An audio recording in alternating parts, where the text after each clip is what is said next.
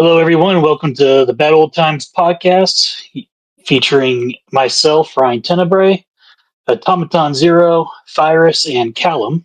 Had an update today, or not today, but in a couple days, the Season 4 update for Destiny Rising. We decided to get together and both do a after-action report on the Destiny Rising Season 0 through 3, and talk about what we got coming up in Season 4 and other thoughts and feelings on the game. Starting with Virus. I'm sure most people who are familiar or still familiar with Destiny Rising are aware who I am. I was probably the most avid in covering Destiny Rising in its launch period, and very quickly figured out a lot of the issues with this game, which led to a bit of some controversy when it came to the rest of the player base. Though I think most people kind of came around later, especially with the announcement of all the changes that they're releasing now. I'm Callum. Yeah, I'm next up. Also a Destiny Rising content creator. I started with the beta. I met Virus and all our fine people here, Otto and Ryan. We podcast before. I played the game still actively, but I stopped making content shortly after launch, after I made a genre guide, because the content drought, in my case, because I wanted to make PvP content or like niche guide content, the game's lack of content just pushed me away. But I still kept playing, keeping in touch with everyone else. But yeah, I'm back because the game's back. Simple. I'm Ryan Tenebrae. I played from launch, or from the last beta, rather, all the way through to the end of Season 1, having given it till Season 2 to figure out if it was going to figure itself out. And I'm mostly focused on doing competitive endgame content, mostly seen with May Bearheart for that content. I'm Automaton. Few people know me from the Icy Veins website guides, various other things I do around the gacha communities. I play, every gacha under the sun. Actually, I was supposed to start Star Savior today. I just haven't had an opportunity to do it.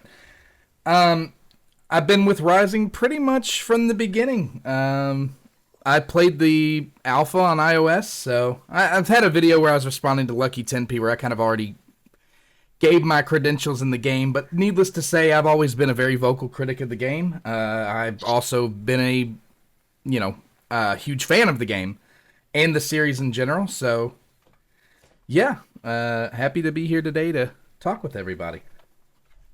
Speaking of talking to everybody, Pinnacle Energy is gone. Yay. Yeah. I just want to say, Automaton did not know what a gacha was before Destiny Rising, and he has fallen so deeply into the gacha. Okay, you bully. All right. Bro, his speedrun of gacha life at this point. Remind me, which one of us covered Duet Night Abyss on the channel first, Virus? I mean, I had a video up a week before you did, and it wasn't a long one. Are we sure? Because I brought Duet Night Abyss up on stream before Destiny Rising released. Yeah. You and I actually had made the video, and then I wrote you on the. Not that it matters, but I was just teasing. But I wrote you on Messenger in the DMs and said, "Hey, have you checked this out yet?" And you were like, "Not yet. I'm getting ready to watch it." And I think that was right before they had you'd said I heard that they had removed the gacha. I haven't had a chance to watch it yet. I don't know if you brought it up before then or not. Either way, like I said, I was just teasing anyways. I signed up to the Duet Night Abyss beta and to the Destiny Rising beta at the same time. I was planning to make content for whichever one I got into because I was interested in both games. You know which one I got into, which one I didn't. So it's kind of funny when then Duet Night Abyss comes out and then we're still focusing on that instead of Destiny Rising. So and then went back. It's kind of funny how in some way both games are interlinked for me, even though they're so different in essence. What's the thing is Rising, in order to get pretty much all of us had walked away, right? And In order to get us back, they had to do this. You know what I mean? Like, I still logged on and got the Season free 4 characters, update. but this is a huge change. Like, not just the Pinnacle Energy, but the entirety of Season 4 in general. I think is a massive difference. We'll see. If it was just Pinnacle Energy and the content, I don't think that would have really been enough. No, not at all. I completely agree. And in fact, I don't know that this is still going to be enough to move the needle, because the problem is they're addressing the issues, and I'm really happy that they're doing that. But if they don't keep the momentum going with a better content schedule, it's gonna fall off again. They've got to. This is the good start, I think, but they've definitely got to follow through. How about we start with the after action for 0 through 3? Oh yeah, we should actually. Yeah, I mean, so like season 1 was a stellar release, right? So that's, I mean, because season 0 we all covered pretty well, at least. Stella and Hellhest. But yeah, Last was part of Yeah, season two 1. of the Yeah, most true, she broken was. characters in the entire game. I mean, I still need like $1 billion bucks for that. She's like Nepo baby. Yeah, left-handed mode. You guys don't remember left-handed mode? I don't know what you're talking about. Nope, you missed me on that one. It was they when have they a first left-handed started doing it's when they first started doing the buffs for Hell Oh. season 2. They announced like her You're talking about left-handed left-handed mode. You're talking about dual casting on Estella, right? Yeah. Right, They I announced it as remember. left-handed mode. I remember Yeah, that that's kind of now. a goofy term. I completely lost me what you were talking about. That was so long ago, though. I remember. Yeah, that was an update that came alongside Maru, right? I think season Yeah. 2, those, yeah. I mean, Hellas, honestly, I can't lie. I was still playing Estella, but I completely fell off during Hellas. So I gotta say, how was the Hellas release? Like, who of you was still actively playing back then? You missed the, I the actual most broken character in the game. No, I have her on an alt account. I actually logged in like last day of banner and got her on alt, but I don't know what like the release, what made her OP at the time, how it was for her coming out. It was very much the fact that her damage scaling was already ridiculous. She is a free heavy pack every few seconds for the entire team. Like she was everything that you could possibly want in a team, and ever since her release, she's been one of the 3 required members of any Calamity Ops team. Ever since her release, it doesn't help that with how they've been handling the banner schedule, but Yeah. Was there anything else in the season like except Hellas? Like, I mean, Estella and like. Oh, no, absolutely not. Yeah. So a big thing we had about season 1 was that it ended up just being season 0 continued. It was really like season 0 was extension for season 1, right? Yeah. So you ended up with what was 12-week season 1 is what that was, with no like actual content releases for season 1 itself. The acts don't include new content. They're not new stuff within the acts. It's just a new character for the act, and that's it. So we had Act 1 or Season 0 Gwen, who has disappeared from the what's the word for it? The meta.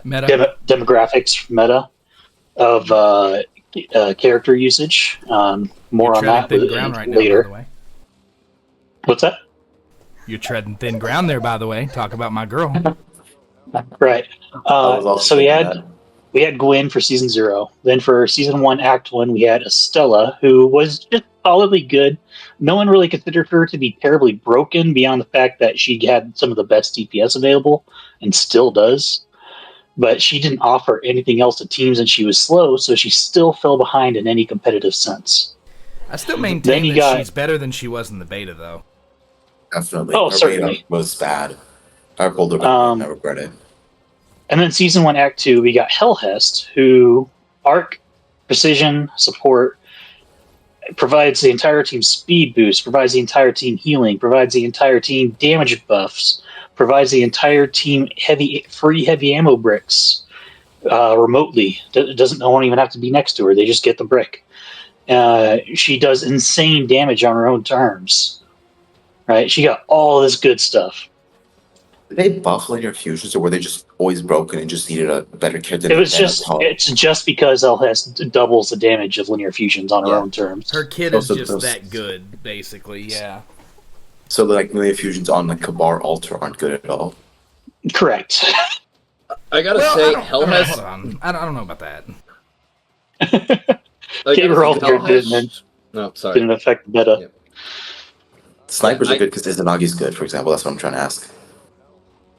No, it's That's definitely not very because good. of linear fusions. Go ahead, Caber's Fine. got good skills. Yeah, I just want to say that Hell has releasing at the peak of toxic positivity in Destiny Rising was definitely a hell of an experience for me. I am How's inclined that to going? agree with you because that was the point where everybody was kind of shaming anybody who had anything negative to say about the game, particularly on Reddit. So, Dude, I remember see. the reaction that I had to Hellhast's release and talking about just how broken she was and the amount of brain rot that was in the comment section. You actually had people unironically arguing that Atal was a better character. What? Yeah. No. I would freely admit that Hellhest was the most broken character to be released since Ning Fei. But pretty much every single endgame player would have agreed at that point. I'm pretty the sure. only thing I would fight against anyone that tried to shit talk her was, "Hey, Hellhest, my waifu, stop." That was it. well, I don't know. See, I wasn't a big fan of her because of her playstyle. That distance playstyle is just too rough. Yeah. Except it's not even that bad because she can just press V on herself and be good. Yeah, once you get how- used to it, you kind of everything kind of falls in line. But if you're not used to playing like that, it really does kind of mess with you. And furthermore, her entire auto aim feature, she could just hip fire with the linear fusion rifle, aiming kind of vaguely in the enemy's direction, and it's just all headshots, all doing quadruple damage. Oh my god. How are both anyways? I genuinely barely use them at this point, even though I have Rossi. The bows are garbage still, Yeah, the most so Why? garbage. Why though? Because they're bows. and they It's kept not- great. Yeah, Wouldn't like they just don't deal enough damage, and even more so, if you're using a bow, you're pretty much just using Hellhest, like sorry Rossi players. But And they also patched out all of the ways to yeah, they patched out reload rapid cancel fire on the bow. bows. They patched out reload cancel too. yeah, they patched out reload cancels on bows. So they're just kind of not The great slowest at weapon, all, not the greatest especially in damage. comparison to other precision primaries like Scout Rifle. Scouts. Yeah. Scouts are And again, if you're using Hellhest, you have infinite heavy ammo anyway, so you can just ration out your linear fusion shots with your salvos, and it's more than enough. Yep. And, if you are playing Hellhest, you're more than likely playing in team content, which means that you've got Ning Phase that can take care of the majority of the ad clear. Speaking of Rossi, you just mentioned him. How was that guy? I haven't even had the time to build him. Automaton. Does he remember? It does remember. I remember Automaton Rossi. wanted to build Rossi. I don't know how far that went though. I got like a decent bit with him. He's fine. He has interesting parts about his kit, but the main issue is just that he didn't really have access to a lot of good stuff beyond just like some interesting artifact options. Yeah, my Rossi is fully built. Damn. Oh yeah. Yeah. Every character's fully built, except for The whale.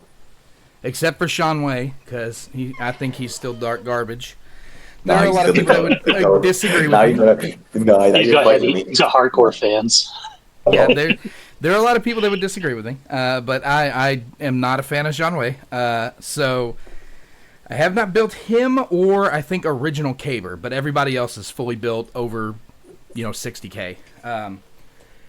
So he plays well, but you really want a lot of his talent tree, and in the end, he's still a 4-star. Take that for what it's worth. You can do really good with him. You can make him work for you, but he's not competing against Hellhest. Just it's not happening.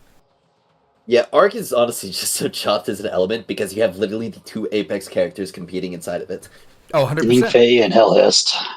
Janine faced another problem that hasn't quite been solved yet. I don't know. Aphrodite is also supposed to be Arc, correct? Yep, she will be Arc Precision.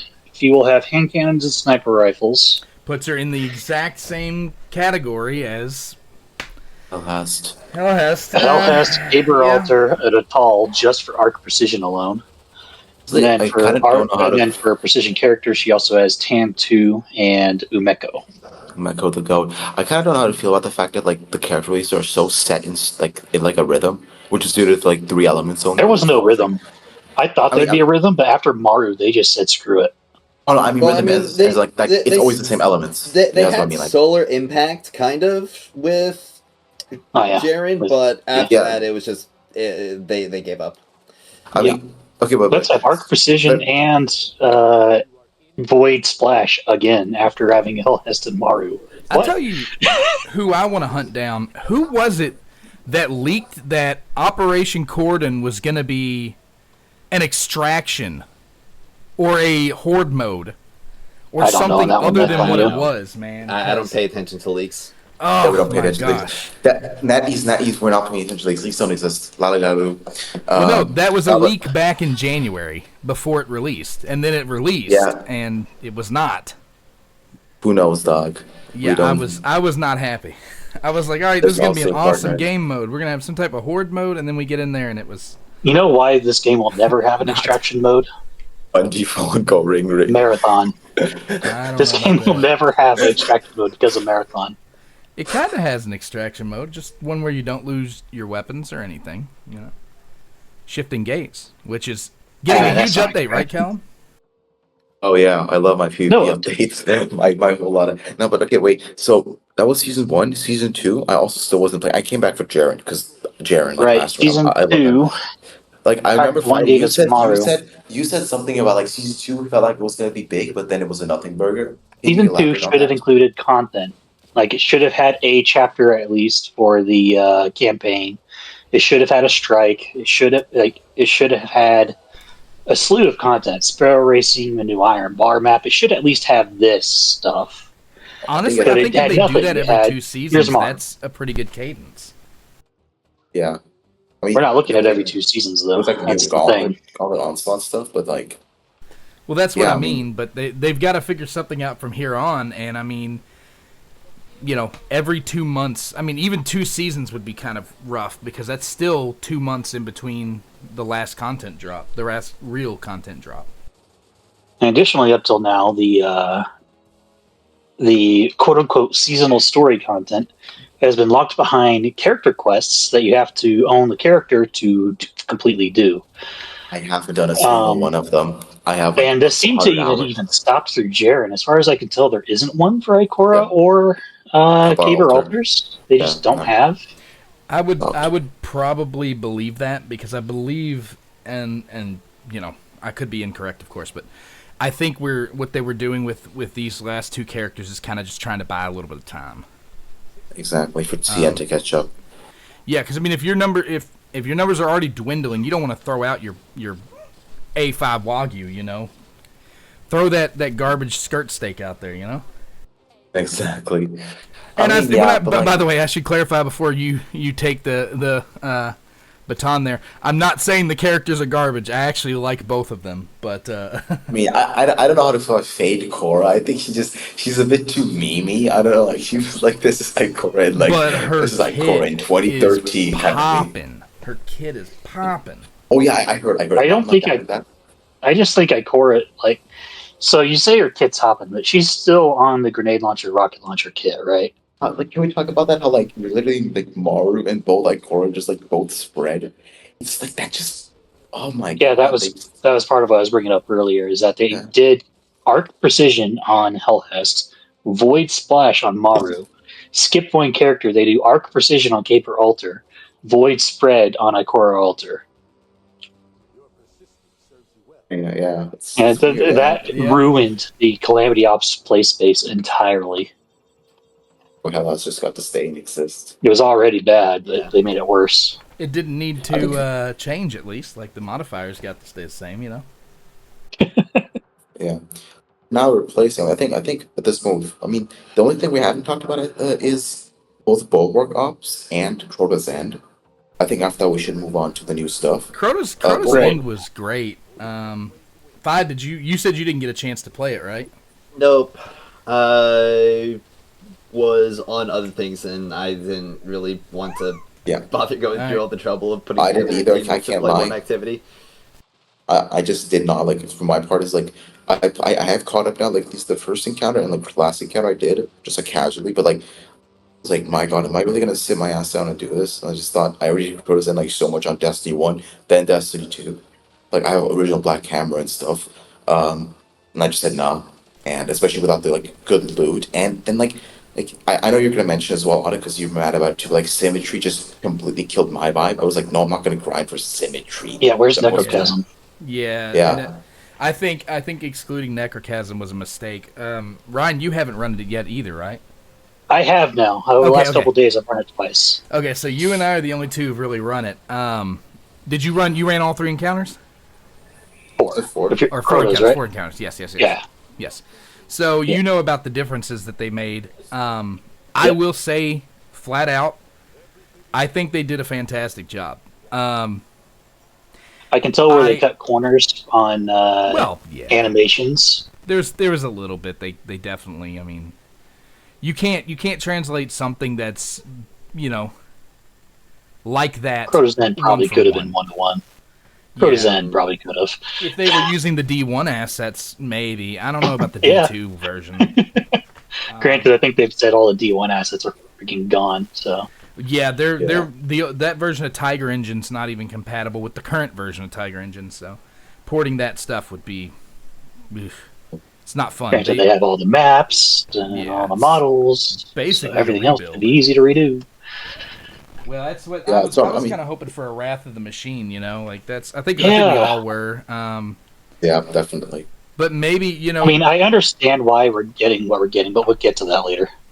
Here's the thing: Rising will do events. It reminds me of an old boss I had at one of my jobs, dude. Like, he would do things and not explain anything, and then like 2 years later something would happen. He'd raise his eyebrows and be like, "See?" And that's what Rising's doing. Is they'll, like, Operation Cordon came out, and everybody played it, and everybody was like, "This is just Calamity Ops with more steps." And then what happens? It's replacing Calamity Ops.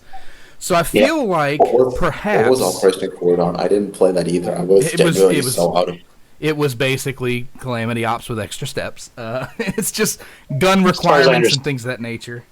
I didn't get to try it either, but as far as I can tell, that wasn't terribly well liked. It wasn't, because the entire community was expecting some other type of game mode, something new.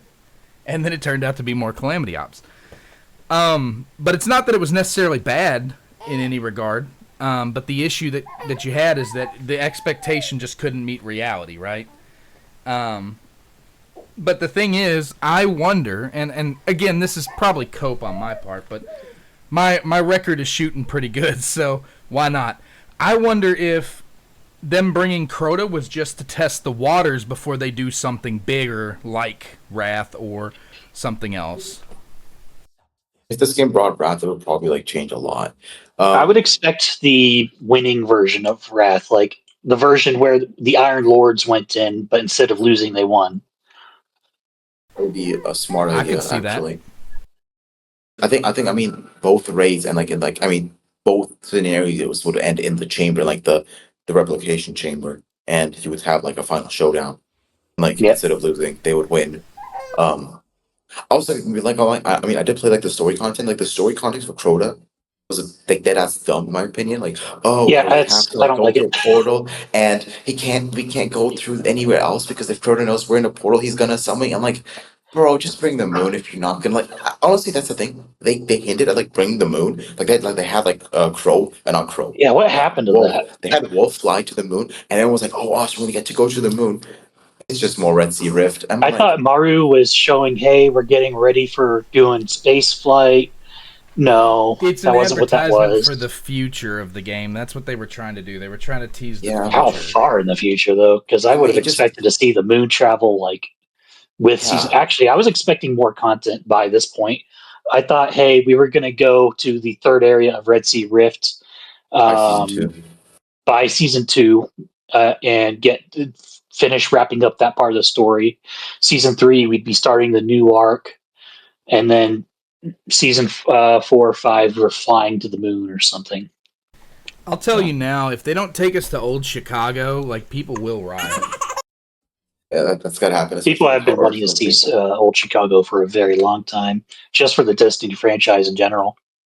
Yeah. Yeah, I mean, in general, this game just has a lot of ore right now, just because SC2 is such a drought.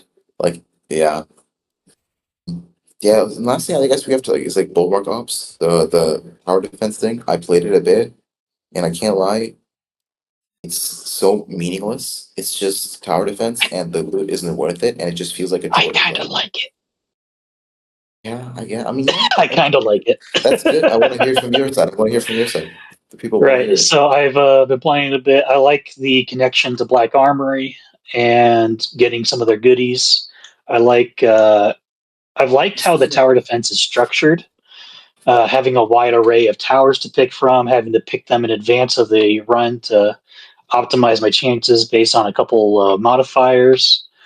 And they've been pretty impactful. There's a lot of mechanics in there that you're not really getting around without having the right without having the right tower to solve the problem.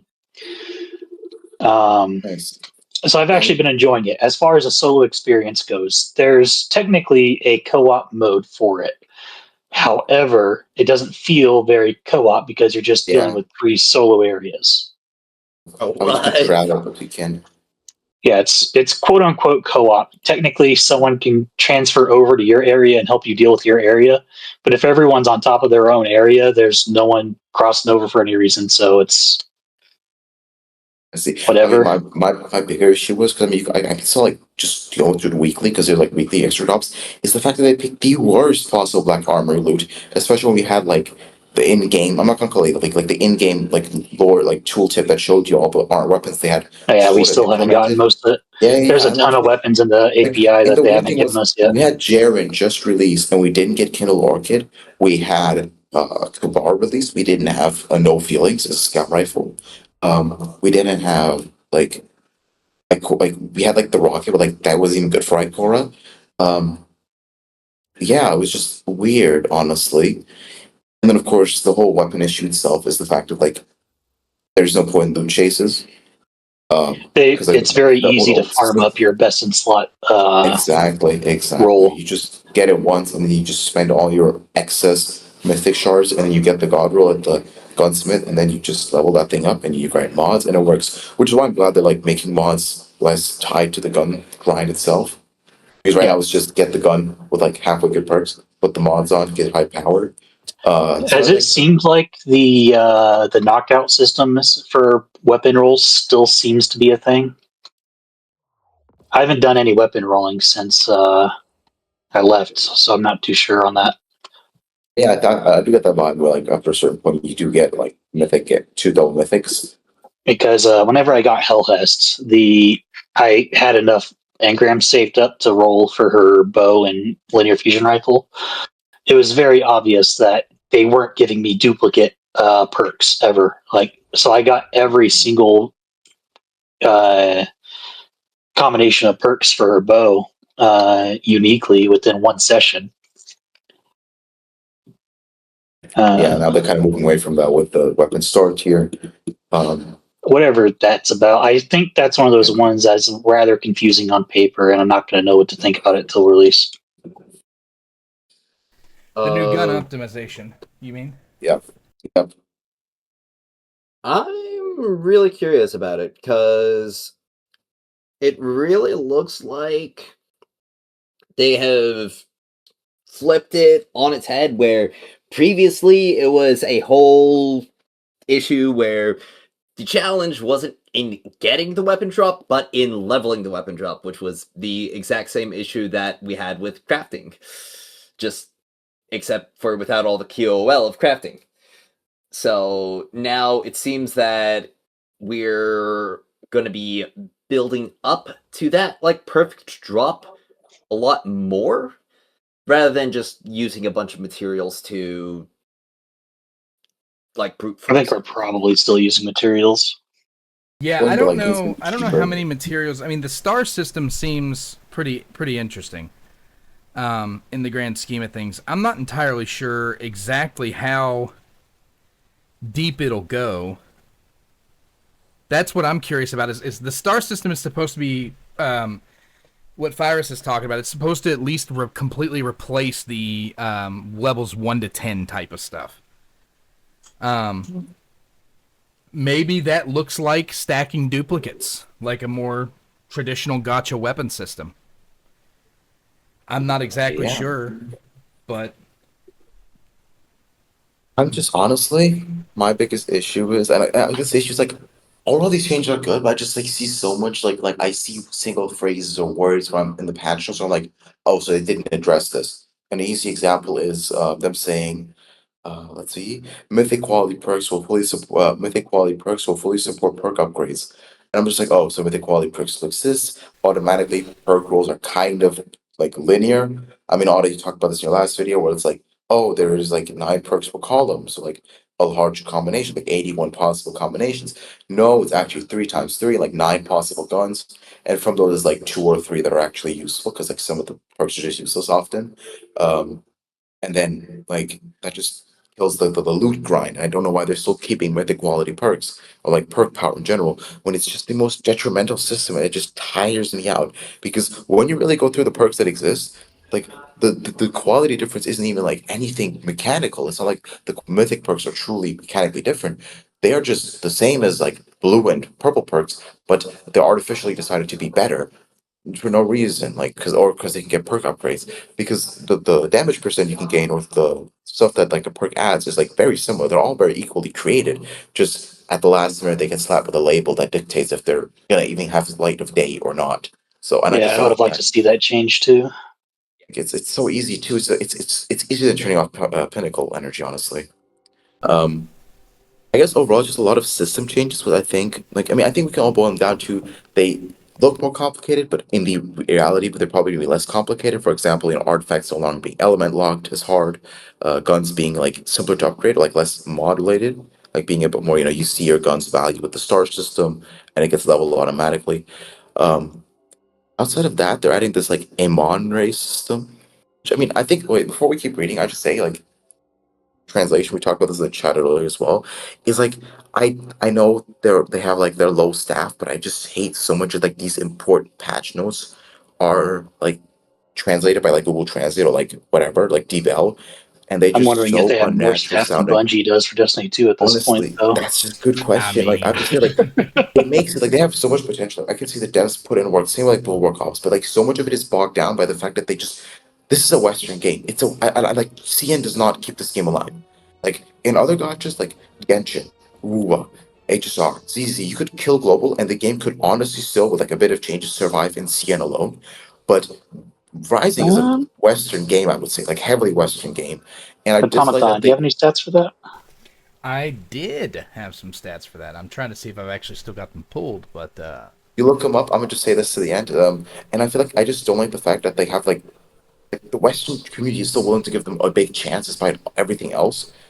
Um, and then they're still like busy making these half-assed posts, in my opinion. Which I'm like they're like it's good we're getting them at the end of the day. It's like I'm glad there's still communication, but it just feels so tiring to have all of this stuff because these are long posts. I mean, go on Reddit, you can see it, or in game, you can see it, and then trying to decipher them and not having the terminology. My biggest issue is the terminology is not consistent with the game because it's clearly not translated by a person, and that's the annoying part. At least have it be like it can sound unnatural, but at least have it be consistent.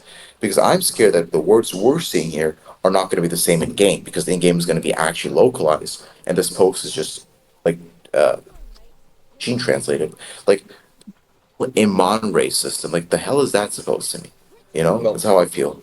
yeah, The I what can system? definitely like stand with that because in the patch notes I went over it in my video, but they talk about adept mods previously, and then Oh, further on they talk about expert exotic mods, and like, Oh, are these the oh same yeah. thing, or are we getting like two different sets of mods? I two saw that different adept sets of mod thing. I'm mods. like, what are you talking about? Yeah. Yeah. But on the topic of differing sentiment and player base, I do think that is something interesting to pull up because that is another thing that I feel like people are kind of blind to in regards to the other game that I covered, Do It, Night Abyss, where the game's actually like really popular in China. Not like insanely popular, but significantly more popular and like more positive in the community sense compared to how it is on EN at the very least. Yeah, and As far I as I'm do aware, have. NetEase themselves actually have a negative reputation within China, and not really like on a game level. I mean, you'd be shocked. The interest score. So this is just going off of ActivePlayer.io, which is not exactly the. Oh, dude, that's so garbage. It's not the greatest, but it's the closest that we're going to get to being able to actually pinpoint any interest points, right? If you look at the interest score for China, you're looking at a 48. Now, that's not terrible. It's certainly lower than other gotchas and things of that nature. But the hard carry comes in when you look at Puerto Rico, where the interest score is 100, or the U.S., where it's 59. Singapore, Kuwait, both above 50. China is actually the sixth in their top regions, I guess you could say. So statistically, Puerto Rico is actually carrying this game more so than anyone else. They love it in Puerto Rico. Funny. I so think funny it's 'cause, probably because we have language support for them and a server for them, right? Or at least a sub server. LATAM that connects with NA. And that's the thing. It's like they make it harder for the Western community to really get the game. If like, I mean, not to mention how bad their communication is. Like they shadow drop articles that just completely put the game on its head.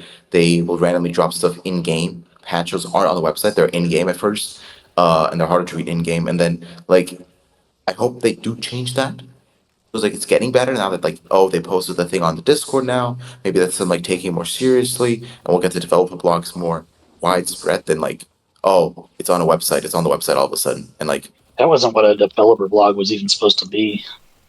yeah, like That no, was just them putting the bits on there. Yeah, they definitely need to do something about their communications, and even though, like they've received that feedback from multiple creators. Like, I know Fyrus has given that feedback. I know I've given that Yeah. feedback. Like, it's just they here. The biggest problem isn't even that they're not communicating per se, right? Because there are plenty of other gotcha companies out there that don't necessarily communicate very well. But the problem is they're riding on the coattails of Bungie, who communicate extremely well.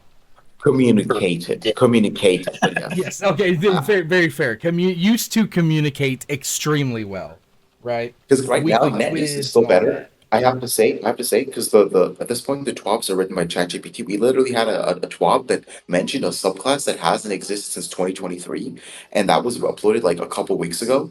And it was the funniest thing ever for people to go like, "Code of the strikers," no, something like that. Code of Like, Missile. Go to the missile. Code of Yeah, missile, I thank you. remember Code of the that. missile. And everyone was like, what the hell are you talking about? Like, I'd rather have confusing patch notes and patch notes that are 2 years too late, honestly, at this point. So, like, we have it better right now, but definitely. The thing is that the issue isn't that they're like not communicating, which like we're glad. Like it's like they communicate, but then don't confuse us if you're talking. Like at that point, I'd rather not hear something than have like two different terminologies for something, and in the game have a different terminology. So now we've called the same thing in three different ways. Um, but like, I mean, we'll see what happens. I just kind of wanted to mention that. Yeah, it's. I mean, it's like having to go on stage, and follow like a top tier act, right? It's just Definitely. it's super difficult, and I think I don't know. I think it might have been Fires that mentioned it earlier, but a lot of like Chinese companies don't tend to be very forthcoming in the first place. Yeah. So that's not a good mix to have with those two Hypergriff things. is actually one of the few examples they have of a pretty community active person. Yeah, and I would think say that- that they do a pretty good job of it too. Kind of wish I honestly thought when they said season 4 full reveal, I was actually thinking they were gonna have a stream or like another video like we had back on launch where they revealed like the sliding and stuff. And the They new probably system. should have done something, Should have really a done that. They video or should have something. really done that, and I'm kind of sad they didn't. Just another blog We're post looking of at the game. having a video broadcast that's like 40 minutes long for each, for like every freaking How long? 5 weeks in Enfield. That's crazy. Actually, it's going to be yeah, 5 or 6. So I imagine we'll probably over in infield land. We'll probably get the 1.2 preview about a week into Rossi, which will be that Rossi would drops follow on the the pattern. 29th. So probably next Friday or Saturday, I would say. But yeah, so Operation Cordon is like a wave defense mode. Like not a wave defense. Like you have to defeat the enemies for like 10 stages, clear the enemies, and then that's kind of No, how it works now, no. apparently. Corridon Operation Corridon was like I said, it was Calamity Ops. It's just progressively harder.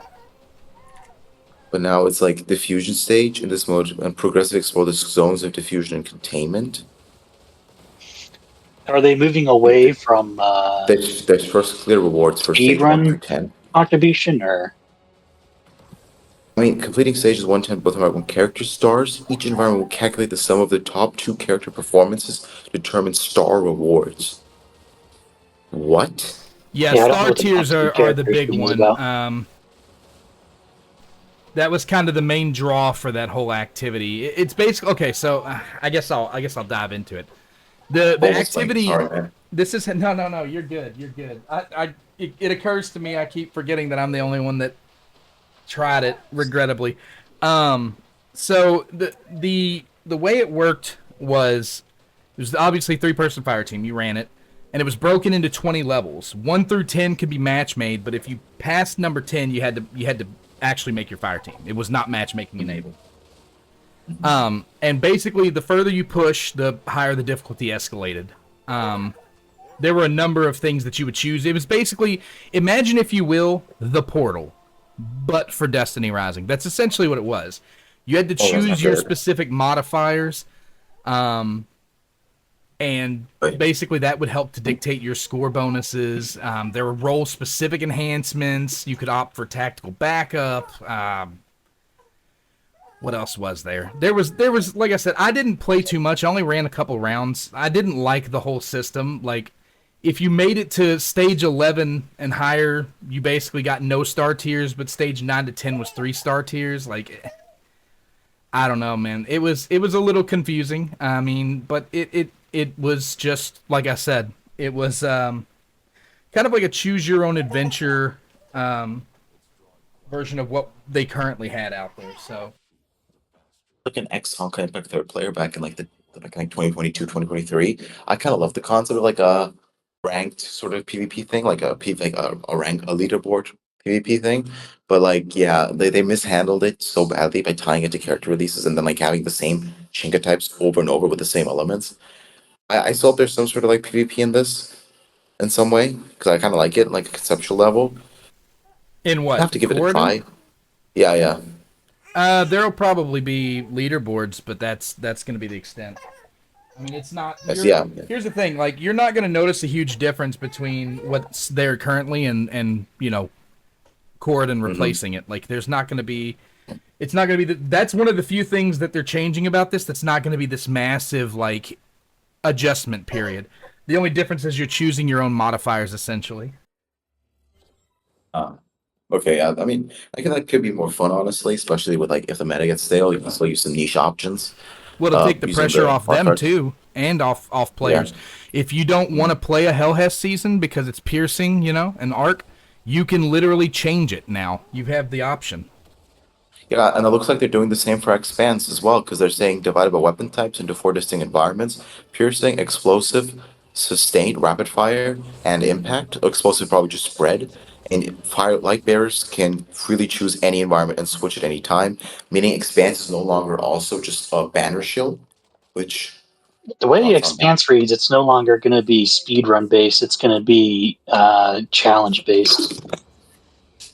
I encourage throw stronger aim higher. Yeah. Yeah, Expanse is endless now too. So that's but basically after you want to get to stage 40 and beyond because that's where everything that you want and that's good really starts dropping. Isn't this like theater from To a Night of Is? Yeah, that pretty well sums it up. I mean, Kind of Virus fun. has done more theater than me, so he'd be able to Yeah. Oh comment on yeah. his opinion because he's also read. But to me, it's their equivalent. Yes. Because didn't they also add into like theater that you could pick what the shill element is? You can kind of do the same year apparently. Yep. So yeah, so that's kind of cool. It's too funny how much of this, if you play Duet Night Abyss, just sounds like Duet Night Abyss. Yeah, And moving right they're doing along, so much homework move copying. moving right along, we're gonna talk. I want to mention the Ho- elemental condensate system item, Well, which was actually, called something Ah, different.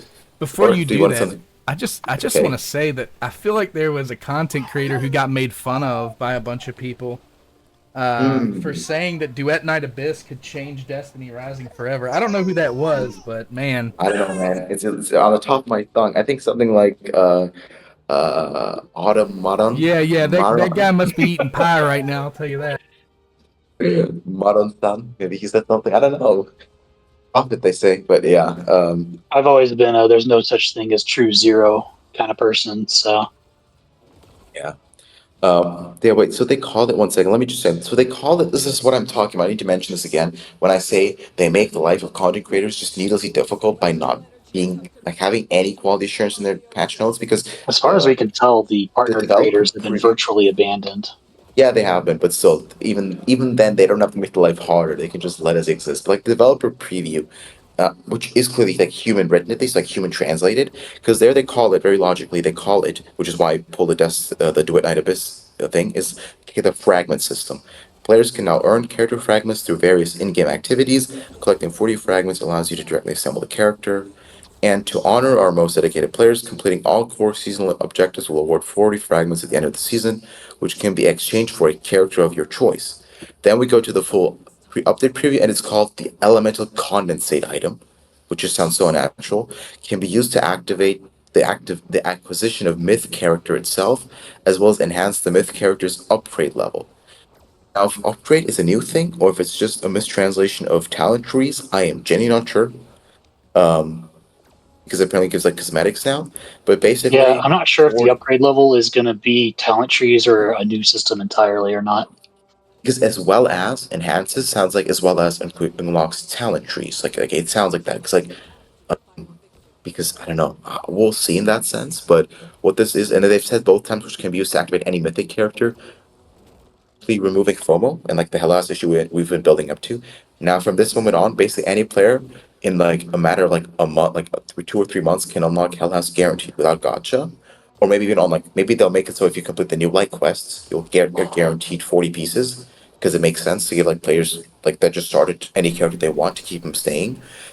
So that means yeah, like what are you guys thoughts on this? This is basically what Night Abyss system except 10 more fragments and now you can get any character, probably even the banner character that's truly on banner, by spending 40 universal fragments. My thing is, I think Virus. I think I heard you talking about this earlier, and you said you thought it might be an additional system because it's only 5. But the potential system in Arknight's Infield's only 5 as well. So it's not unheard of for gotchas to not do the full 6. But on the flip of that, I do know that it would, from a design standpoint, I don't know that it makes sense for it to be a separate system. The reason I say that is because if you're able to use it to unlock the characters now, unless you're trading it for like a voucher or something, that's what the 40's doing. If you're trading that straight out for a copy of the character, in theory, you could just trade those for a copy of the character again, which would be a talent.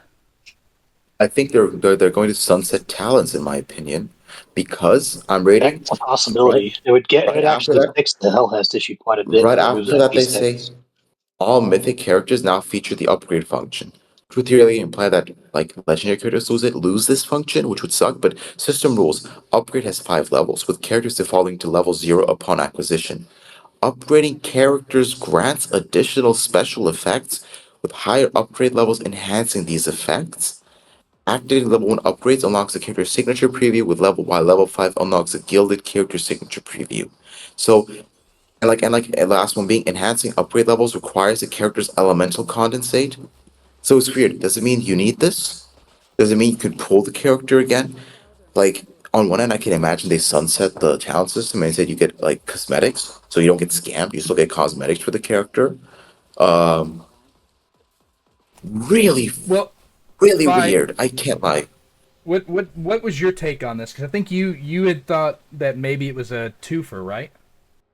Yeah, I thought it was going to be I still think that it's going to be a separate system to talents, just because they haven't said anything about it replacing talents or really did anything to insinuate it, and It it doesn't look like is, you can get any dupes this way either. yeah, If like that's a separate system, it's not dupes. yeah, and beyond that, there still is the whole character gotcha in the game. Obviously, we could get into the game on our own, and it'll just be like a new system replacing talents. So That'd be pretty ugly if they did that. It would be pretty healthy for the game because when I like talent systems are just too hard to balance. Honestly, the only way Well, the they'll thing balance is is, like disabling them. you've got a bunch of whales and Yeah, dolphins I like spent money me to get to that who've T6. already pushed to 6. I mean, you could make up for it pretty easily. There's at least one talent in every tree I think that could easily be shaved off because it's just like a base like blast damage boost or something stupid. It's yeah. usually what 4 or 5 I think it is that they usually put one random slight boost. But there's one you could shave off for sure. I don't know. That's Yeah. You all raise a good point too because it does sound like maybe this system is fueled off condensates and the other system could be fueled off of overflow crystals. But so basically they're still mandating or not really mandating but politely suggesting that you should utilize the gotcha in order to get that system because I don't know what other source you would have for elemental overflow crystals. I think okay. So the reason I'm rereading it. I think it's going to be a second system because nothing in here suggests that the elemental condensate upgrades have like kit updates. It's all cosmetics by the looks of it. Signature previews, uh, displays in the team interface, MVP settlement interface. It's all cosmetics. Um, I think it's still weird. It's like, why not just add servers and sell it directly? Why make it into this weird, complicated system? Because I do think you're able to, though, again, you can be able to buy elemental condensates probably. They want to like be a thing where you can unlock T0, but not whale for it because if like they want you, if you get like more than T0 to actually go to the gotcha. But if you just want to buy it, you can just buy the T0 form. It's just a weird thing. It's like it's this thing where I'm like, why can't you guys just give the gotcha up? Desperately keep it in the game, especially when I'm not gonna lie, they have like like really screwed over their like money making plans for like active players because they've spent the last 2 seasons, like the whole last season, giving both characters for free for global, and we've kind of just like saved up our shards. Like I can get Hellas day one and still have enough to get not Hellas. Aphrodite and still have enough to like get Hellas if she's rerunning as well, or whatever character comes afterwards, and then just live off like the condensate if I'm just getting tier 0. The issue then is if they Yeah, start making trying to make like tier 1, talent 1, trying to make that like the bait, like by making that better. It's a very weird system in that way. But ultimately, I think like a fundamental baseline, especially like the Gwyn and Hellas problem, Hellas being broken and Gwyn being the only sidearm user, making it so they can just get those characters guaranteed, which I'm assuming either by playing the season or completing new light objectives, means that new players will be more inclined to stick with the game, to play the game, because they're like, oh, I like this character, I can get this character, I can play this character without going through a gotcha. Um, I guess that's a positive overall. Well, I think. an elemental condensate will be available from like time limited events, activity challenges, seasonal missions. You can get it from opening season engrams, so those are actually useful now. And of course, you can whale in the shop if you wish to whale in the shop. And at the end of the season, if you complete like I think it's enough of your objectives in complete the phase 3, phase they'll three give you 40. objectives. Yeah, they'll Which, just speaking of straight give which, you they've said 40. there's about eight. There's at least 8 phases to this season, whatever that means. Just weekly challenge or something. Sounds like it. That's what makes me think. Um, Well, they Okay, did so detail but the phases system at the bottom, like the seasonal immure system, right? the immune system is like something else. I think it's like the artifact basically, the seasonal artifact we had so far. Oh, yes, yes, yes, it is. It is. The Amir is that. I thought I saw in here that there was another thing, though. Yeah, I'm scrolling through and trying to find it right now. I'm pretty sure there was If I something in these remember, that's what notes. the daily lockout for tasks was during season 0, right? Something like For that. progressing the account, it was a daily lockout, the phases. Correct. Yeah, they had. Well, I don't know that it was a daily lockout. It was a. I'm trying to think of what it was. There was they did have daily lockouts for us going up, but like if you go in there now, those don't exist. That was just because it was Yeah. like server lockouts, not player lockouts. Yeah, I'm trying to go through here and look. I know there was somewhere in here it had mentioned. It had mentioned a lot about I'll be that right back. system. I mean, I just realized they showed like a picture of the system, like inserting characters. For like seasonal characters get buffs, and just scares me that we're back, like still gonna be playing like seasonal metas if like because like they're saying that the Monray buffs are big, and if that's the case, I really don't want it to be like the current season character gets to be like God mode for that season. I mean, the thing is, you have to have characters that shine in the light, and the fact that they're giving them away for free means that they can do balance passes now if they need to. I don't know. I mean I don't know. I don't know if they'll still do it just because you can still kind of gotcha for them. No, they may not, but they at least have a somewhat of a loophole open there, right? It's true. That's true. And that's something to consider because it's something they didn't have prior. Yeah, I'm trying to look through and see. I could have sworn I looked through here and I could have sworn I saw something about it. I just thought it's this season or last season, so at least it means that characters in it are like it does go back. Like for example, Kabar Alter and Ikora Fade Korra. Well, we're I'm still back. yo. My thing I is, mean, I don't think that we're going to log in and find a surprise that, weapons are working on other characters. I don't think the weapon family idea that I've floated around for a long time, I don't think that's coming. I And wish. I think the characters being free will definitely help people not have to complain about that aspect, but We'll see. Like, I mean, if they just keep the game going, honestly. But I guess we should. I mean, let's see. We've the new Red Sea Rift area. I guess like we don't have much to say on it, like, except that there's activities. The exclusion zone where the boneyard activity is, or the boneyard where the exclusion zone Yeah. activity is. I forget which way that went. The interestingest thing is that because there's no Taken in this game, because of the timeline, they've decided that Cabal are now like the Ahamkara enemies. Yeah, the Well, the thing is, Callus. Taken were only Ahamkara enemies because the Yeah. Ahamkara that we fought was taken. Yeah, and because Quaria, something like that. But Yeah. like because Oryx had taken it, and then Riven took over it, and then Mash had like control over Taken. That was the thing. What was up? Like, but like Speaking because of that, Callus's ugly mug, I am very annoyed to be seeing it again. I had way too much of his face in Destiny 2.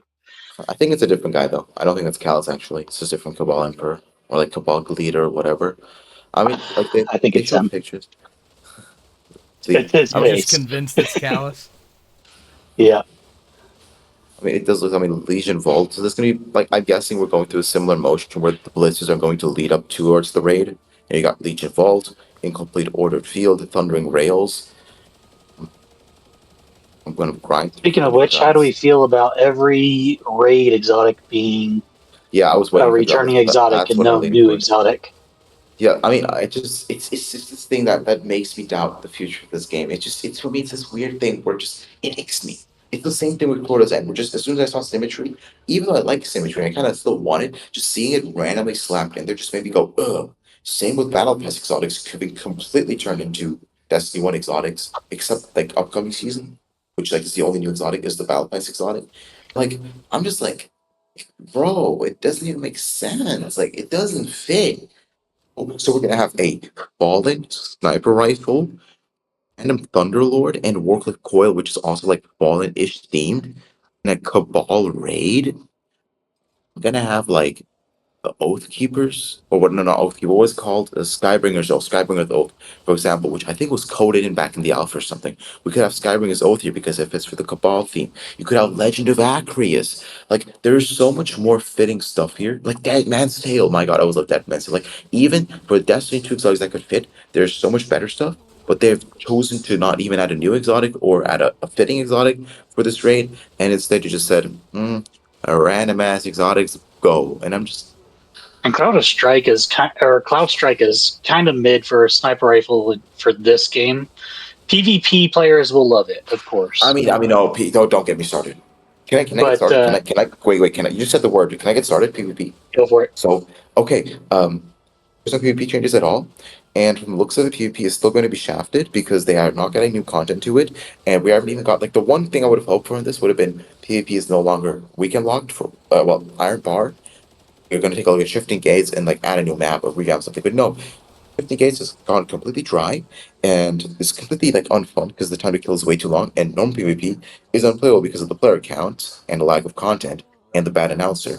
And it's even worse when you remember that back in November we had an event going through December that had a bunch of relatively fun modes with like Team Scorch basically and stuff, which was cool because it's different. None of that's in here. And I'm like, it would have been so easy because the issue we're still facing is that the guns we get, like the gear we get is just there to clear the newest content, and once that's done, it loses its purpose because like Corden, I guess, but like that clearly didn't help the game. Otherwise, Calamity also would have worked. And the raid is like you found the raid, but then like what's the end goal? Generally speaking, PvP has always been that sort of end goal at the end of the day, like a sub end goal, which would have always helped. That's what's been for me and a lot of people personally. And to have that not be the case, like, oh yeah, Classic is good for PvP players. Yeah, but like one, I can only play 2 days or like 3 days of the week. And two, no one's gonna play it if it still has no rewards, no content, and still has a really dog shit AI announcer. Like it's not even like text to speech announcer. It's not even good. And the weirder thing is that they had Saladin's voice acting for the current like quote unquote PvP event, but it's more like shifting gates actually because you collect stuff and and I don't know why there's fumbling like this. It would be so easy to just port more D2 maps, and nobody like generally like nobody would complain if they imported more Destiny 2 maps. Just anything would be good, and like more modes, which they've already coded, and just increase the rewards, added exotics, so you can like at least have exotics drop, and like the current event, if you could have like artifacts drop, it would just it's so simple, but they just to do it annoys me because I'm the PvP guy basically. Yeah, ran over. That's it. Like they haven't touched either mode. If they had touched Shifting Gates and like made that a good mode now, like they've done like with Oppression Core on being like a reward, I would have still been happy. I would have been happy. Like Iron Bar sucks if one of the other would have been good. If Iron Bar would have been good, but Shifting Gates sucks. But both being neglected hurts. That's it. Well, the new Yeah, mode that that's- they made actually is pretty good too. It's all right, but the time to kill is too long. They just have like the Shifting Gates time to kill and not the PvP time to kill. I've tested it. You have to empty like a whole mag for one kill, and it's just weird. Yeah, Yeah, I mean, conceptually it's cool. that kind of stuff is definitely one of the main reasons why I'm still kind of like iffy about the future of the game, because we all know very well that the Ahamkar raid and even so far as the entire weapon set had been planned since before the launch of the game. So this was content Yeah. that was going to be released no matter what. The weapons were And- leaked, yeah. Yeah. And there's no Well, the thing is, unique exotic it mode, wasn't. you know? It wasn't just that the weapon set was leaked. It's that we had access to the weapons in the beta. True. Yeah, I remember now. Yeah. So And yeah. So we still don't have any confirmation if the game has been properly reinvested into, or that they will make that choice to reinvest into it, in spite of the fact that it did make a ton of money in its first month. Mhm. Like, frankly, an unreasonable amount of money for the game that it is. Yeah, Heck, it was better what, nothing 11 for the million, beta. I think. Yeah. I'm genuinely like I think we all can admit this at this point. When you really look back at it, the beta and the final game had one difference. That was the artifact system was changed. Artifact system was changed, and like they added sliding. Anything else really like was substantially changed. Yeah, and Like the other thing about sliding is that sure they added to the game, but there is literally like no sandbox elements to yeah, sliding. slide shot doesn't exist, and the same for like swashbuckler. I think it's the way that swashbuckler is like, and that goes back to the perk system that I was complaining about. It's the fact that if like you could have something like swashbuckler, which would be a base perk, just normal like perk that works, and if it functioned, if it tied into melee abilities, because there's clearly melee abilities like something one way punch, something, Yeah. or like mobility, but just anything. And if they had that tied together, you could have like characters that would benefit from it. You would have weapons that were good for certain characters, and like all that jazz. It's just there's so much on the table, and that's what hurts. It's like the stuff we're seeing is cool, honestly cool.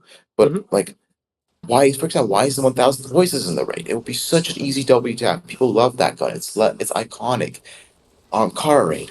So why isn't 1K here?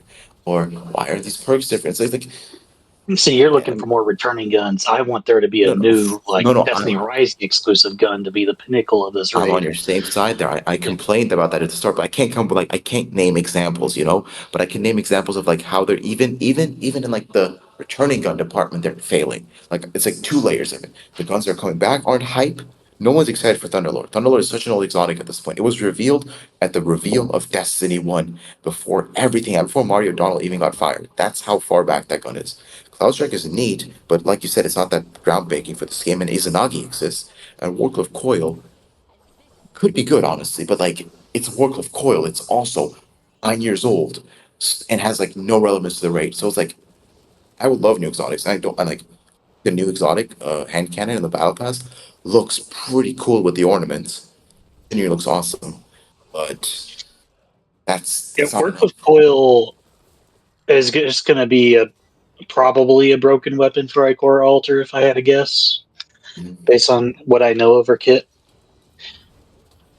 But otherwise, none of these weapons. Estella might appreciate having an Arc Exotic machine gun, probably. Mhm. That has a faster rate of fire than her other mythic option. It'll likely be her best in slot. Especially if it I has don't the know auto-loading features that it does in But yeah, Destiny if 2. auto loads that. That's just going yeah, to with the set the. catalyst, Yeah. just But hold the button now. yeah, as I was saying though, we ultimately haven't really been shown any signs of there necessarily being a proper plan for future content releases. Yeah, And we don't. They've already changed the that roadmap they've given us at this point What do you mean? because they said the roadmap still showed season 5, right? Season 6 as still being like um, 8 weeks each, right? Now we are going on to 12. It's officially stated this will be a 12-week season. Oh, the season 4. Yes, it's officially stated to be 12 weeks. okay. I mean, the thing is, I would be totally fine with longer seasonal cycles if that is also coupled with the fact that we get more content. Because that's like the big thing that we need. We just need more content releases. And that was one of the main reasons why one of the main reasons I wasn't as concerned about the lack of content at the beginning of the game is because of my experience in other gacha games where they add a lot of stuff really quickly. Yeah, this I one think that has given us like, hey, here's a launch story and some stuff. Yeah. launch. What you mean We're beta? going to Was it abandon you beta? for half a year now. That was Yeah. their decision. Here's a bunch of Yeah. stuff. Buy till half a year from now, basically. Yeah. So In the meantime, again, like I know we've definitely stated it before, but the main thing is that this update, even if it lands, it also needs future updates to land as well. Because if it doesn't, And then the clear thing is, I mean, first of all, is like not only did they like leave us like not do content, the content they did release, characters just fucked the meta. Like I'm just gonna say uncensored there. Like we talked about Hellas enough at this point. She was clearly not like a good thing for the meta because just like was stale as hell after that. Compared to like I think release meta was a bit more fun because all you need was a Tan 2 and an Umiko and the rest could just work out. Like I could use Yuan Wei and not be a thrower. I was still throwing back in release because I was bad at the game, but you know You're still now it's talking even PvP terms. I mean, no, I mean like John Wei actually like in PvE because I still use him there because I like him. But like now it's actually a throw pick because the power creep sort of has kind of gone through the roof in that regard, in terms of like PvE max performance. But I think just saying we need more content. I'm gonna be honest, right? You're right, but I think it's not like it's what led us to this point with these patch notes because season three was also more content. Like Bulwark Ops is technically a lot of content because of all the labels and like you got the weekly stuff. The issue is the content needs to be meaningful. It needs to be it can be low, but it can be meaningful. So that's my issue with the raid. Like I said, the raid is all right. Like same with Crota's End. Crota's End is cool. None of the gear is worth chasing. None of it is worth chasing except like the pulse rifle, I guess. But name me one of the mythics that are worthwhile outside of the pulse rifle. Like the other three, none of them. Symmetry is mid. It's just mid. Like it's good for what Kabar Altar. Oh yeah, Kabar Altar the character everyone was excited to play while Hellas Rising was happening, and also for Ning Fei. So you're already like that's already useless. So the content existed sort of. It just had no reason to be played because on one hand it wasn't like it wasn't mentally engaging. It was just Crota's End at the end of the day with some changes, but it also had like no rewards behind it. And you go to Bulwark Ops with the same issue where it's like it's okay content, like it's not horrible, but the dopamine hit doesn't make up for the mid content because none of the mythics were useful. Like they're cool to look at. I love Tatara Gaze, I do. But what the hell am I gonna do with Tatara Gaze when Izanagi exists and this gun has no use in PvP because the way PvP is structured, Kill Club Snapshot doesn't exist in this game, so I can't even use the gun like I like to like as a snappy one-shot body shot gun with like once you get a kill. So that doesn't exist. So why would I play this mode? And the same could happen here. Like in theory, if the exotics are mid and the mythics are mid, and like we're still using the same guns from like release basically, like it's not gonna be the case. They're probably gonna buff the hell out of these guns just to make sure that doesn't happen. But the fundamental issue is the content they make is okay, but the rewards for playing that content just aren't there. They haven't been, which is just like for a while now, and that's where I think the we need more content argument kind of shows its flaws. Like we can have more, but if it's not worth playing, people won't play it. Well, yeah. Like the solution is remove perk power. I'm gonna die on this, so I've decided this is not my hill to die on as a PvP. And like the funny thing is, this doesn't even affect PvP because PvP doesn't have power levels. But I just hate the system so much because I have so many. I love there's perks I love in this game from D2. I can't use them optimally, and I just feel bad using them because they're bad, like in terms of the power. But first of all, get rid of perk power and make exotics people care about, or make new exotics, like one or the other, or make both at the same time. Imagine if you had 1K on your home car exotic and like bad juju. So you had two returning exotic, old exotics maybe okay, but then one cool new exotic, for example, and make mythics that are like make mythic stuff make mythic weapons interact with characters more, like Swashbuckler, Slide Shot, isn't that I don't know, like add some more elemental specific stuff, like jolted and stuff, for example, or like the scorch stuff, so that it feels cooler for characters to engage with their guns in a natural way. For example, imagine if here you go, really cool idea. Auto rifle, a solar auto rifle with scorch, like the scorch perk. I don't know what it's called, but like when like Destiny 2, you get a kill and there's like a scorch explosion, like it burns enemies. What if that would then proc Wolf's weapon mastery? So you could then like you would buff your damage at the same time while you're burning them. That would be like just like as an example. It's be a cool thing where the gun actively is in like tune with the character. That's for example a thing I could imagine. Or like Jolted working with Ning Fei, like all that kind of stuff. That would like go a long way personally.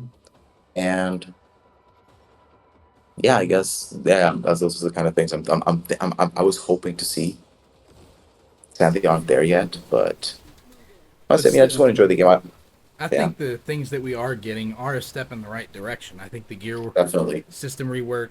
I wish the gun system went a little further, maybe to like gun families for everyone, so that investing in weapons feels a little better, or maybe unsorting perks into rarity columns so we can use everything in the game. Yeah, I do. I wish they'd gone that route, but I mean, all in all, like I want to see how this star. Like I'm actually intrigued to see how the star system works out and everything that they've got going on, and I'm interested to see how everyone having access to every hero affects PvP. Is it going to turn into all lobbies of one character, or what's going to happen? That's what I'm curious to see. I think we'll see. I actually doubt that'll happen. I mean, it already happens. It generally happened back in the day, sort of like a lot of wins because of new toy syndrome. I think it's gonna be nice because Jaren and Aphrodite symbolize two of the most popular PvP loadouts, hand cannon shoddy, hand cannon sniper. I think that's good, but I also think PvP. Just say like this: they still need to change how snipers work. In general, power ammo needs to change, in my opinion. It needs to be power ammo needs to be stronger but rarer because right now it just feels like power ammo is like your primary, but it's too weak. Like it just feels like it genuinely feels like weak because like you can't one shot headshot with a sniper, which just sucks because you head tap them and then you just like left standing there with like one shot left in your thing, so you have to body shot them and you have no ammo left. So if they kind of made it so that power ammo was like more like impactful and primary time to kill was a bit faster, you could have some really fun PvP because you have both of the most fun characters because Jaren's a lot of fun, and Freddy will be a lot of fun because your hand cannon and whatever else they add to your kit. There, just PvP needs changes. I'm just too invested into it, but who knows? We'll see in the patch notes. Actual patch notes. Yeah. Now I think Actually, one thing I mentioned just real quick. I remember I just read this on the post 'cause I was scrolling. They're also adding something I've really been hoping for, which is daily changing not limited, featured raid encounters, gauntlet onslaught encounters, which I think might include Proto's End, which will probably like funnel players into it, which means you'll have like variety every day instead of just farming Izanako's Tabernacle 3 times, or like 2 times a week and then having been done with it, you probably have like a daily thing where you can hop on and do a raid encounter. I think that's a perfect change, and I'm very happy with it. Yeah, I think that's a pretty good change. I mean, there's a ton of new weapons too. I think when I tallied, it was something like 16 new weapons in terms of mythics. I think they were adding. Wasn't it only 9? There was what is it? There's 5 new Rivix and Right, and then there's 9 brand new Foundry. So 14 there for Mythic. Plus the exotics, yeah. So technically, I guess there's 18 weapons if you count the Battle Pass one too, because there's supposed to be 4 Still new Eternal exotics. Death, Exotic, and Cannon, which is actually new, Yeah. to my knowledge. There's always that debate too about where the because there's going to be a weapon on the Battle Pass. There's no avoiding it. There's always that debate too about what type of weapon belongs. There's complaints when they make new weapons and put them on the Battle Pass, and there's also complaints when they make Destiny 2 weapons and bring them forward, or Destiny 1 and bring it forward and put it in the Battle Pass too. So they're kind of in a damned if you do, damned if you don't type of situation, I suppose. I mean, I could just answer that. Honestly, the answer is pretty straightforward. You have new exotics in the game, and you have new exotics in the battle pass. You always have new exotics in the battle pass, but you also have new exotics in the game. The issue people are mad is because they then feel like, oh, the new exotic could have been accessible in game, so we have some new stuff, and not in battle pass where it's just guaranteed drop and just very static. You grind the battle pass, you pay for it, you get the max upgraded gun, and if you had both, back in season 0, for example, with like Gallows and all that jazz, and Furies 3, you wouldn't run to the issue. They just need to lock in and stop making one new gun at most, one new exotic at most per season. Make 2 or 3 and put some into the world pool or into the raids or whatever, and put one to the battle pass, and no one would complain, in my opinion. And put returning the exotics into quest lines. Just saying. Where's Where's exotic quest at? We have had one. Yeah, where's the exotic quests at? That's true. We still don't have Bad Juju yet either. Yeah, that's one Estella would have liked a long time ago. But again, that's another thing we thought we were going to see in either Season 1, Act 2, or Season 2, but nope. Or if Proto's End, that was also what I think that was my thought was because it fits to the raid thematically, and back then we thought every encounter would have its own exotic, and Bad Juju would fit well into there. Let me ask you this: what is on Bad Juju? What is on? Oh, a skull. Yeah, I don't remember what skull it was. Was it on Kara's skull? Uh-huh. Oh, and it's on the fucking If raid. I remember oh my correct, God. it was an Ahamkara still. It's not on the raid. Yeah. Are you? Oh, Yeah, see? bro. Yeah, there's a lot of things they could be doing and really should be doing as far as thematics go for this upcoming raid, but they're just not doing it. When my Destiny 2 friends were laughing when Symmetry was in percent. They were like, what the hell is the connection there? I mean, honestly, the content's fun. I think the big thing is I've noticed like the game right now isn't even that boring. Just the low player base means you barely get to do anything except like solo content, which isn't fun. The solo content in this game is pretty boring. Let's be honest. At least having some players is gonna make season 4 pretty fun. they just got to keep it going. Definitely, like season 5 has to be at least half as big as this, and I mean like both in content and in like quality of life. I think you're shooting too high on that. I don't think that's going to be a thing. It's the thing is, this is such a massive undertaking that it's basically taken 6 months at this stage. I don't think you can knock out these level of changes, even half the level of changes that they're doing here. I don't think you can knock that out in a single season. We're I not think talking about a single season here, though, are we? season 5. Yeah, We're Season 5 talking would be I mean, about one no. season after season 4. Yeah, I mean, like adding stuff, like some like addressing issues, or like when they add content, like add some new exotics, or add some exotics people care about, like keeping this sort of momentum of incentives to play, basically. Maybe have season 5 add some PvP stuff. Like not doesn't have to be as big. That's what I said, like half or like more focused. It can be more focused, but like this patch is more generalist. A lot of systems reworks, a lot of new content reworks, like especially regular content like Expanse and Calamity, Cordon, whatever. But from this point on, they need to like actually focus on then creating reasons to play in general, not just the what we play, but why do we play. Like at least now the what do we play is somewhat fixed. Somewhat made better. Like, for example, Expanse is less restrictive. Calamity is less restrictive. Great. But then if the content and the guns we're playing for and the stuff we want to use those guns in is boring, like PvP right now, you see the problem. But if they can then say, okay, you guys grind the season because we need to all learn the new system, we need to hit like level 90 and team level, which will probably take a while because they'll make it really difficult just to get us playing. And we need to figure out the new gun system, we need to grind on new mods, we need to level our characters with whatever new system they have. Will keep us busy. I will not doubt that. This will be just like season 0 in that sense, where that's just the act of getting to the end game, or like the new end game book content in that only itself. took a long time because of the daily lockouts. If they didn't have the daily lockouts, it goes by very quickly. It's true, and now we have an open info cap, so we'll see how long it really takes. I think for the majority of players to reach it, plus the rate to run its course, like to be dry. I think Yeah, they're that going to give was us daily caps again. That was the only other limiter that they had in the game after you got past the server locks too. Because I did start a new CN account back when we thought that CN was getting access a little early, and I did that too. yep, and unfortunately it was not the case. But yeah, so we did find They got events early, but they got the banners at the same time. Yeah, the banners dropped at the same exact time. It's a real bummer, but It's good for us, though. It's good for us, though. We don't play with high ping just to make content. yeah. Well, I mean, at this point, correct me if I'm wrong, but at this point, I think all the servers are married now. Not all. No, Oh, they No? still Are haven't they still done the separate? the merge of Asia and English yet. If they merged EU, if they merged all the servers together, that would just like save the game, in my opinion. I thought they Because I were. hate the fact. I thought that's what was No, happening. They're with supposed season to. 3.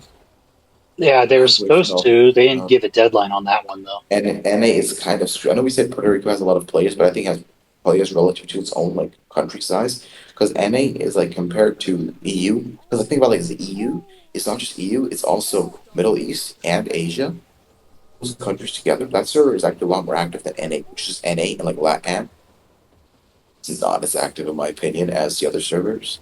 Which I mean, it's also dead. The EU is alive, but it has a lot more potential as well because it's like half the world, over half the world, like 2/3 of the world. I hope they put them all together.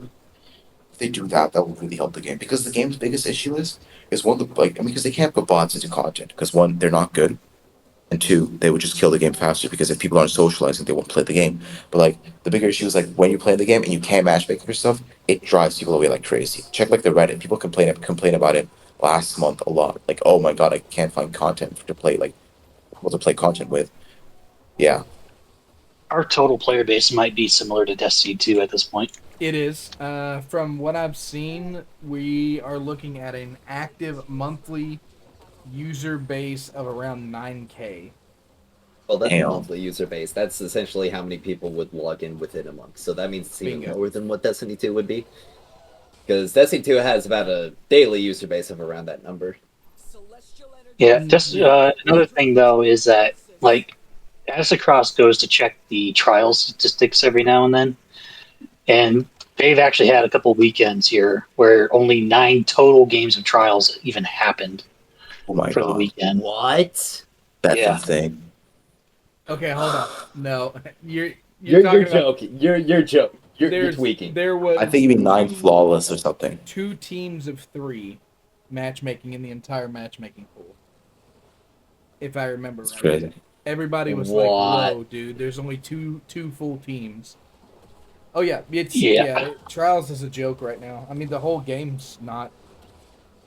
It's bloody awful. Like, I will say That's that so looking at depressing. the trends, we're up a little. I think they're bit getting a from little the bit of network. people back from Marathon at this point, but Yeah.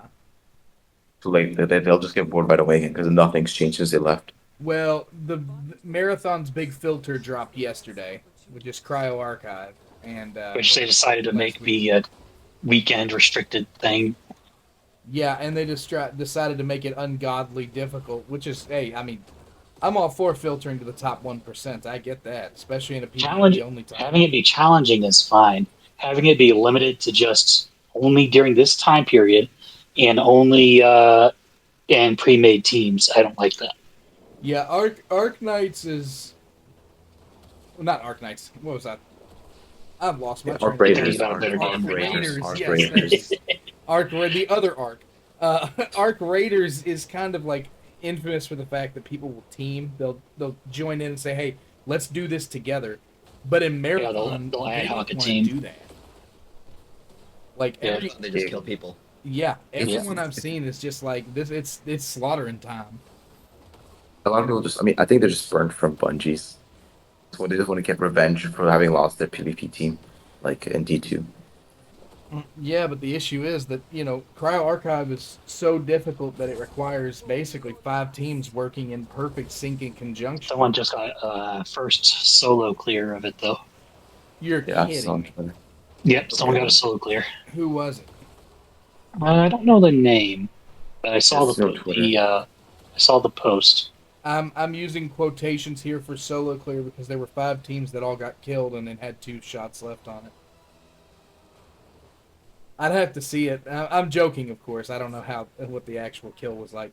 I'd love to see the video, though. I mean, I haven't watched anything related to Marathon. I don't know how it looks. I don't know if it's appealing at all. It doesn't appeal to me anymore. Like Virus said, I've been gacha washed. Like it's over. It's very much over for me. I Having You'll get- three as the barrier of entry is pretty. Trust me. pretty At strong. one point, you'll get out of it. At one point, you'll just like realize how like repeating it is, and you'll just like be like, okay, I had my fun. It's just, it's great, but it doesn't change. Gotchas are like somehow all the same. The more they change, it's really weird. Yeah, but see, that's the thing. I spent literally 12 years only playing Destiny 2. I mean, occasionally I'd hop on Rock Band, get a good workout, and play some drums or something. I gotta say, at least with Destiny 2, you have more like, I mean, you have like the PvE aspect of it being more like co-op. I went from Destiny, and I literally cured my Destiny addiction using Genshin Impact, which actually helped me at the time because I was really addicted. But like going back, I'm like, yeah, Destiny 2 is like more fun, like less healthy for me. You're sounding like Oh, MTash was- right now. No. I was dead ass MTash. Like I'm not even joking. Like I was literally one of his early like Genshin viewers because of the Destiny stuff. Like Yeah. that's super funny. But like I mean, the thing is, I never really cared. Like he went way too deep. But see, I mean- the point I'm making is it's way too far now. I think at this point for me to turn back. Like my attention no. span is incredibly short now. I get through about a patch or two of any new gacha, and at that point I'm ready to put it in maintenance mode and just move on to the next one. So for me, this kind of stuff is definitely, and I'll get hooked on something. I imagine it's probably, I mean, we've got Neverness to Everness coming up. There's Anata coming up. There's Mongyo Stardive in April. Well, Ananta's not gonna be a gotcha, so. Well, yeah, it gotcha adjacent. You know what I mean. It's not a gotcha. I mean, it's not a character gotcha. It's still going to have gotcha. It's going to have cosmetic gotcha, but it'll be more gotcha in the same way that Duet Night Abyss is rather than anything else. But, Nada's coming up. You've got, what was the other one? Silver Palace. Silver Palace is going to be a big one for me. So there's all kinds of games and variety coming out. And the more of these games that release in the space, the more Destiny Rising has to compete with. issues with Destiny Rising is it's just the wrong game in the wrong market, man. It's an MMO at the end of the day. It just is. It's like the gotcha is just not there. I mean, it is there, and honestly, it was one of the best gotcha systems of any game I've played to date. But the What do the you mean by that? problem, what do I mean by that? No 50-50, 60 pull.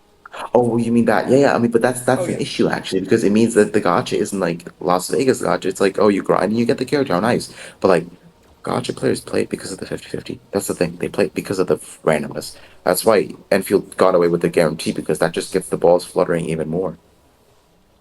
Like, No, they got away with the guarantee because there's not gonna be anyone who's gonna tell them no. yeah, yeah, but because people like it. They do like it. Like, genuinely, gotcha players are masochists. I mean, we don't have to argue that. Like, it's genuinely true. That's why they got away with it because people like actually having that horrible guard, like that horrible luck. There's a reason like FGO became so big and had like zero pity or guarantee.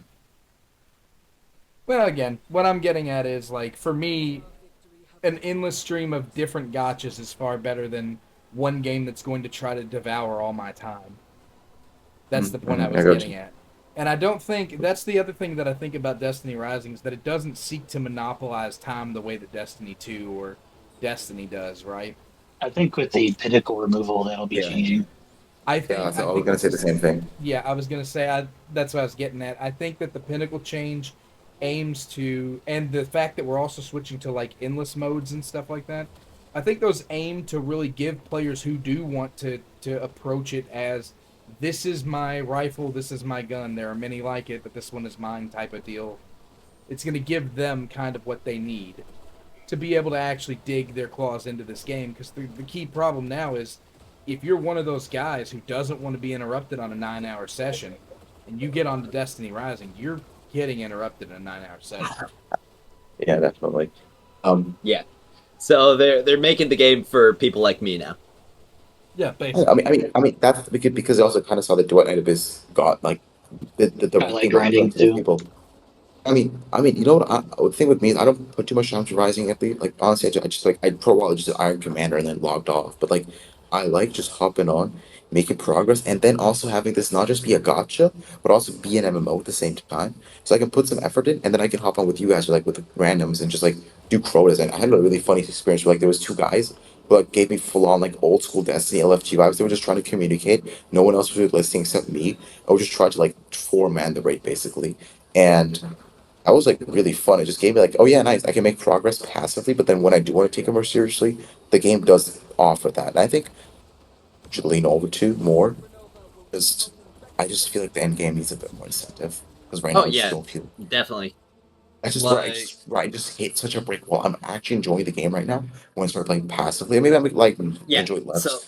the Yes. I'd say the main issue with Duet Night Abyss is that you have all of this chase when it comes to building your characters up Yep. and equipping your account, and currently the only real place to test your progress out is a limited mode in what's it called? Fox Hunter Summit, which is only available for 1 week across an entire patch.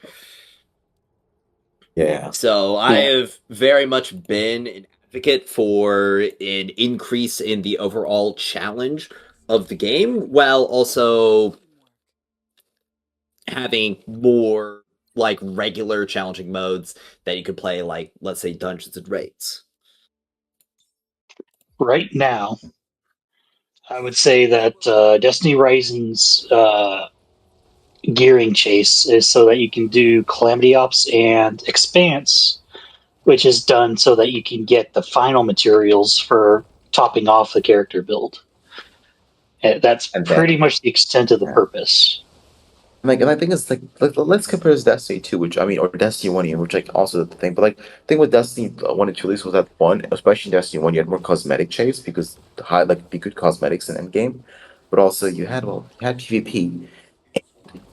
Like not only that, but the raids were more difficult too. So the issue is that like the really difficult content in terms of team doesn't exist, and solo content is niche. Like to do solo content, you need to be an 9 hour grinder.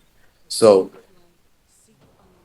like I wonder if they're maybe gonna make the raid difficult at least, because now we have an easy raid with like Monolith Fall. and like on medium raid with Protoss, and maybe this raid can be really difficult. That I think would be a good thing to do, to like push people to like in terms of DPS checks and stuff. I mean, to gear up properly. But I don't know. See, it's the been a problem fun. is, I think Rising's always aimed for a mass appeal approach. The market And doesn't As exist a for that. Okay, you were saying mass appeal. My bad. yeah, I think they've always gone to try to capture the widest audience possible, and because of that, they've been too afraid to really dial into the difficult content or make it important, right? That's the only reason I can think of why they would ever make Grandmasters and Masters have the exact same rewards except for 5 metastable cores. Yeah, I'm gonna say something that's kind of controversial. Oh, let's go. This is what I'm waiting There, for all day. yeah, there are, or the main reason why there's oftentimes so much, what's the word, concern when adding difficult content and like adding actual rewards for clearing that difficult content is because casual players are the biggest whiners on the internet. There it is. Yeah. Okay. Under Summit. Casual players are You, also you, not you have to player elaborate. base. There are far more casuals than hardcores, for sure. But the thing is, who keeps the game alive? Whales. Exactly. Which is usually casuals too. And the thing is, it's not just a dichotomy between like casuals and sweats. There is a middle ground of people who are dedicated players, who aren't like grinding 24/7 for everything, but are deeper in than the people who are just kind of weekend warriors logging in to get their fix. If you are at the point where you are going for like end game builds and stuff, you have evolved beyond the scope of what a casual is. Yeah, and I could see I don't that. think that's necessarily true. I think it's whenever you're trying to actually push leaderboards so that you can No, get the no, highest rewards. that is so far deep into sweat territory. Mm-hmm. Okay, Agreed. leaderboard chase, those are the people who have gone through so many other steps to the game that their only way of like actually challenging themselves is by going against other people who are also pushing the limits of the game. Okay, that is like that is like the 1% or 0.1%. That's not like non-casual territory. Because if that's like the level of what we're going for, then you're gonna say Aztecross is a casual player. Yeah, or I'm a casual. He is. I don't chase. I don't chase either. I don't chase leaderboards because I don't see it as like a value. That's hella elitist. Oh, I'm just gonna say shit. Okay, so you're saying that somebody who plays the game for like 8 hours a day is a casual player? I mean, you put it that way. Yeah. I mean, why would I chase a person? Why would I chase the leaderboard? I just one that requires like either like the power leaderboards require basically whale. I'm not gonna whale for like a number in a game, especially when it's like not even a hot character half the time. But that means like that's because I play mainly don't. No, play, I like, get you. I only wailed on Estella and Hillhist. Exactly. So, and then the other side of it is like speedrunning, but I don't have people to speedrun with, so that's a social activity. Why would I like? How would I chase that alone? So am I casual now because I only focus on getting my character up to like barely 70k, and then that's it. Like, yeah. I mean, that's basically what I do. I've basically become a casual in this game too. Like I barely log in anymore. Yeah. Like it's been a thing for a while. They haven't really given me a lot of reason to. The thing is, Destiny 2 was always good, for the most part, about adding new weapons. You know, they had an event, the Guardian games, for example. Well, there's 3 weapons to chase you can only get during Guardian games. Yes, one of them's last year's, the other one's probably from prior years, and only one's new, but it was still something, right? Meanwhile, on Rising, part of the issue with their events is they throw an event out, and there's nothing really new there. I mean, you've got stuff to chase, but they don't make guns for exclusive for events or anything like that. And there's not really. I mean, I think I did the numbers in that video I put out last week, and I think it was like what 6 weapons in Season 2 and 8 weapons in Season 3 they released. And the 8 weapons in Season 3 were split up among the new activities. So, I mean, they have to respect the player's time. They have to respect. I mean, they don't have to make immortally difficult things. It'd be cool if they did. Like if this raid, like you said, if it was hard, just because the other two weren't really terribly difficult, right? But I don't. I'm in a lot of agreement. I think they will definitely go for the more casual approach at the very least to try to Speaking garner of this big which, an audience. During this time we've been away, has the Eclipse version of the Monolith's Fall raid ever made a comeback? No. Nope. Why the And- fuck not? Yeah. I That don't is know. a valid question. Yeah. Why that? Maybe the That was hard mode content that versions needed of the to raids are stay. going to be what they use for what's it called, the prestige. They mentioned Difficulty? adept difficulty. Is that Well, no, that's just replacing like Grandmaster and Master Exactly. difficulty. For the Gauntlet Onslaught specifically, they announced a Prestige Rotator, which will be launching its season phase 8, which maybe it's week 8 of the season.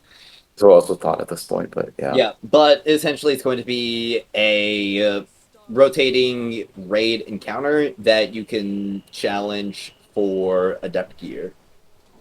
Why? If Phase 8 really means Week 8, that is way too long. Yeah, it's That's kind by of the time the interesting raid's if they're out. waiting that long to do a featured like that.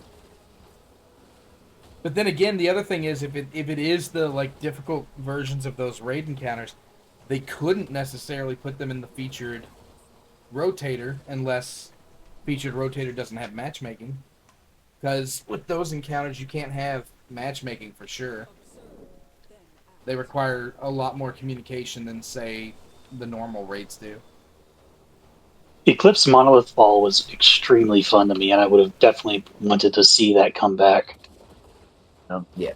But thankfully, now that we're no longer dealing with Pinnacle Energy, we could be seeing them finally be giving proper incentive for challenging the highest difficulties of content. And we're Definitely not think I've having been- a deal where it is literally worse to spend your Pinnacle Energy on a Grandmaster activity than it would be to do a fully AFK. Yeah, I guess that's going to depend on what's going on with these materials. I've always Yeah, been honestly- confused about that too, because you have Pinnacle Energy, which is an obvious natural limiter to just about every activity. Then you've got these keys too that limit the Grandmasters. It just seemed really redundant for no apparent reason. Yeah. I still remember, like, when we were doing day 1 of Monolith's Fall, I was literally, like, forced to, I was, like, AFKing through Gauntlet Blitz, just hoping to get, like, a Mythic Auto Rifle. I never got it, and I'm still salty about that. Even though, like, I honestly, it's gonna be interesting. That's what I think. Like, the game starts appealing more to hardcore players. And, like, I mean, there's so much, like, the game has, that's what struggles me with, like, they're gonna help with hardcore players, and if they could just fix some of their issues, like for example, like their PR, which is like why are they uploading badly generated art of their characters they want to sell? Why are like they patch If they could fix that and they could appeal to hardcore players with like these Pinnacle changes, bro, this game could genuinely just completely take over Destiny 2. Like in my opinion, even despite the mobile restriction and like the or like dual player restriction, it could genuinely like take over with like how dry Destiny 2 is. They just gotta like stop fucking around, just lock in. They could for sure pull interest. I don't think they could overtake them. I don't know that that's possible at this For stage. now, yes. I mean, Speaking just how of Destiny 2 PR, is- a subject I wanted to get into is season 4 is like their big. This is when they can get people back moment. exactly. Like this This is everything's the we're so back to coming where out. we're so cooked prior. They even So added where is the advertisement campaign? Where is getting creators to start talking or yapping about it? Astacross has no idea what's going on. Poor dude. I don't know, maybe Bungie forced him to because of He's been kind of marathon. living I a don't know. marathon, to be fair, though, for a little bit So it's now. all of Destiny 2 content creators who've lost their job basically due to Destiny 2 dying. I know. Like I'm not joking, bro. Like genuinely, we have a chance of overtaking Destiny 2 because it's like how low the players they are. Like it's like why though people even like you tell them there's this game you can because they're adding a feature you can skip all of the new light stuff until like the final boss of like the original campaign. Like of course that's just appealing if you just tell you can hop on and play this basically end game style Destiny game where you can grind for guns and stuff. There's potential here. I'm just thinking at least. Yeah, they're adding ways for new players to skip the campaign. And I'm like, so where's my ability to rerun it? Because I want to rerun it. Yeah, that's the other thing. I think, but then again, I have to be honest. Most gotcha out there and most mobile games, for that matter, don't really allow you to rerun their story once you've completed the missions. Some of the I older think ones they do, should like fix the that. menu based ones. The Arc Knights allows you to, or Honkai Impact Third allows you to. I Yep. think even ZCCC actually kind of allows you to do it. Zenless Sun Zero has like a feature for that as well. Yeah, if you ZZ roll Sun back Sun, into but proxies missions, you can do it there. yeah. So that's I But you think can't so. relive like a majority of them, I should say. Matter of fact, Uh, I just did a cleanup on Honkai Star Rail, which their new patch drops tonight. I just did a cleanup on Star Rail because it was removing all the old missions and stuff. what? Yeah, yeah. So you can, when you're done with missions, in order to reduce the size of the game, you can go in and clean your Oh, I old see. Yeah. unused files out. So the thing is, like, I think it's a little different for a game like Rising, though. Rising definitely needs a way to re-engage with the story that's not the current method, which is the legendary campaign missions, because those just aren't cutting it. The missions are fine. Like, I mean, I get on, I knock 3 of them out in a week, in 6 minutes or whatever, and then we're good to go. But at the Let me same ride on time, Radagast Sass again and shoot that shank again. yeah. So that's something that, or playing your ghost in the finale of the Yeah. Ball campaign. That was But a I cool forgot. moment. Honestly, But right now, they aren't even like trying to get. They're not doing anything to get new people. They're not even trying to get returning people. All they've talked to is to the people that still currently follow and care. yeah. I That's think all they've the talked to. yeah I the mean, news randomly dropped on like the website and then they dropped full reveal on the game notes. So you have the game installed to like find out that they like half the systems really. I mean, I don't know what I am and am not supposed to say, but I mean, oh well, right? The fact of the matter is they look to a lot of the content creators that they partner with to be their megaphone in terms of advertising rather than actually advertising. They spend a majority of their advertising budget on like big name streamers and stuff like that and content creators. And then they They had expect such a their good partner. launch advertisement campaign. I mean, well, yes and no. See, if okay, so let me paint you a scenario. If they had launched this game, right, with the exact changes they're making in a few days, right, with those same creators, would it have been more successful? Yes or no? Yeah, No idea. I agree with Virus I think actually 100%. what if I say again? I heard it. it would have been significantly more successful. I'm Correct. not sure, but I think just alone Pinnacle move might have been more because I think streamers were like forced to play it and they were like, "What the fuck? I can grind," and like that kind of just tapped them out. Well, and it's not just the streamers, right? The thing is, you have to remember who this game decided to market towards. They didn't go to a lot of gotcha players. Like I recently learned that Flats does play ZZZ on stream, which I had no clue. I've never Oh, seen him. I didn't either. I didn't either. Wow. Yeah, that was interesting. Somebody came in my comments and told me that. Name escapes me at the moment. I'm sorry. Shout out to you though. But somebody came in my comments and let me know, hey, yeah, actually Flats does stream. Occasionally streams ZZZ because his wife plays it as well. But they marketed with a lot of the looter shooter players. Now, alternatively, if this game had had cosmetic loot boxes, it would have done fine.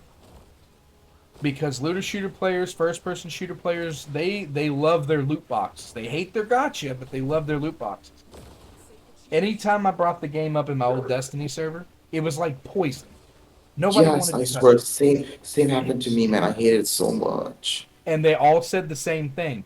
Yeah, it's a gotcha. No thanks. Yeah, no, I don't want to. I don't want to be falling to that predatory crap. As they go over to Overwatch and buy all their loot boxes, right? So, Yeah. so Well, you can't buy boxes and it'll watch you, but I get what you mean. yeah. But like I buying the new haven't played skins. Overwatch in a while either. So, but They'll you buy all get the new my. skins. As they go to CS:GO and buy their loot boxes, right? Yeah. There we go. We'll go with that one. But the fact of the matter is, if they had launched the same campaign that they did, with the same streamers, with the game in the shape that it's in now, as of this update that we're getting ready to get, it would have been a completely different. Now, would it have still, crashed and burned? Every game crashes and burns. There's always at least a 40 or 50% decline in 99% of games. It's just unavoidable that a majority of that's going to happen. There are some outliers. I think Arc Raiders has managed to hold on to 30 or 40% of their peak numbers. But most games do typically see a huge decline because there's a lot of vacation players, people who come in, they try the game, they give it a shot. I mean, it's free to play, right? And then they walk away. But I feel like the long-term retention would have been significantly better received, and the marketing would have been better if it had been with this current version of the game.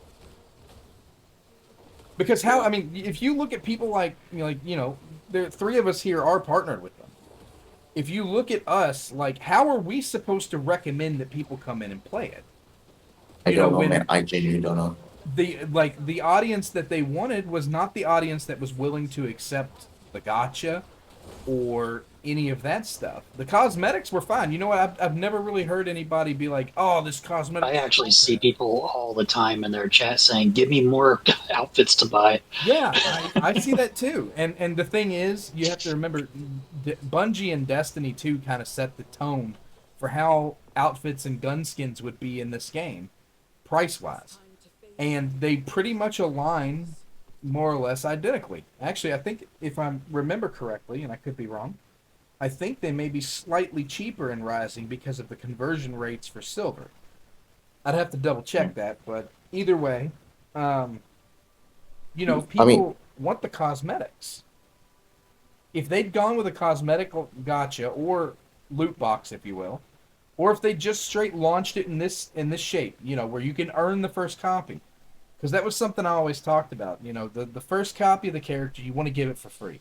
Is it going to cut your bottom line? Yes, because there's a lot of people that aren't going to invest past the first character. But you follow that with skins. Everybody's got this character. Naturally, now they're going to be sitting there like, well, that's a really cool skin for the character. I know I don't really play her, but what if I do play her, right? And by the way, I say her because the male to female ratio in this game is clearly off. Um, but the fact of the matter is, Darren and John Wayne my goats. But yeah, keep going.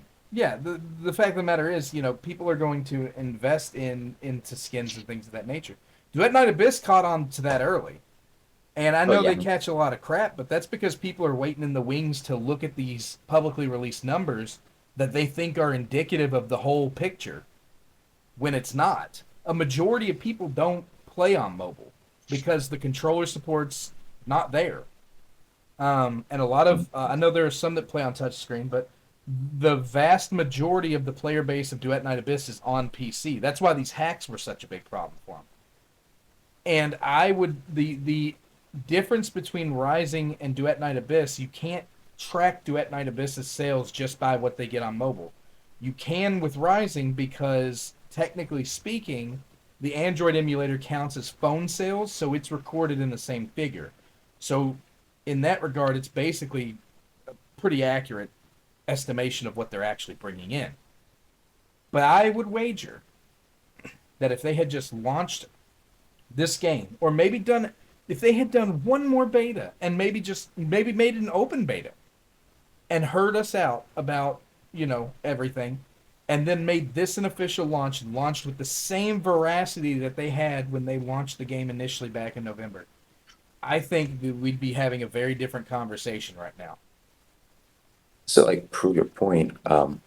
my video that I made that kind of revived my channel really because I was gone for a while was they removed the gotcha, which I mean at the time now with hindsight, a bit wrong. They didn't, but like when I was reading that, I was like, oh, fragment. We're going from a right. What was it saying? I want you to quote it. Just give me a minute there. I have it open in the other tab. Exactly. It was like we've heard across all regions, acquiring new characters sucks and stuff. Wolves do not beg for scraps. They do not pull.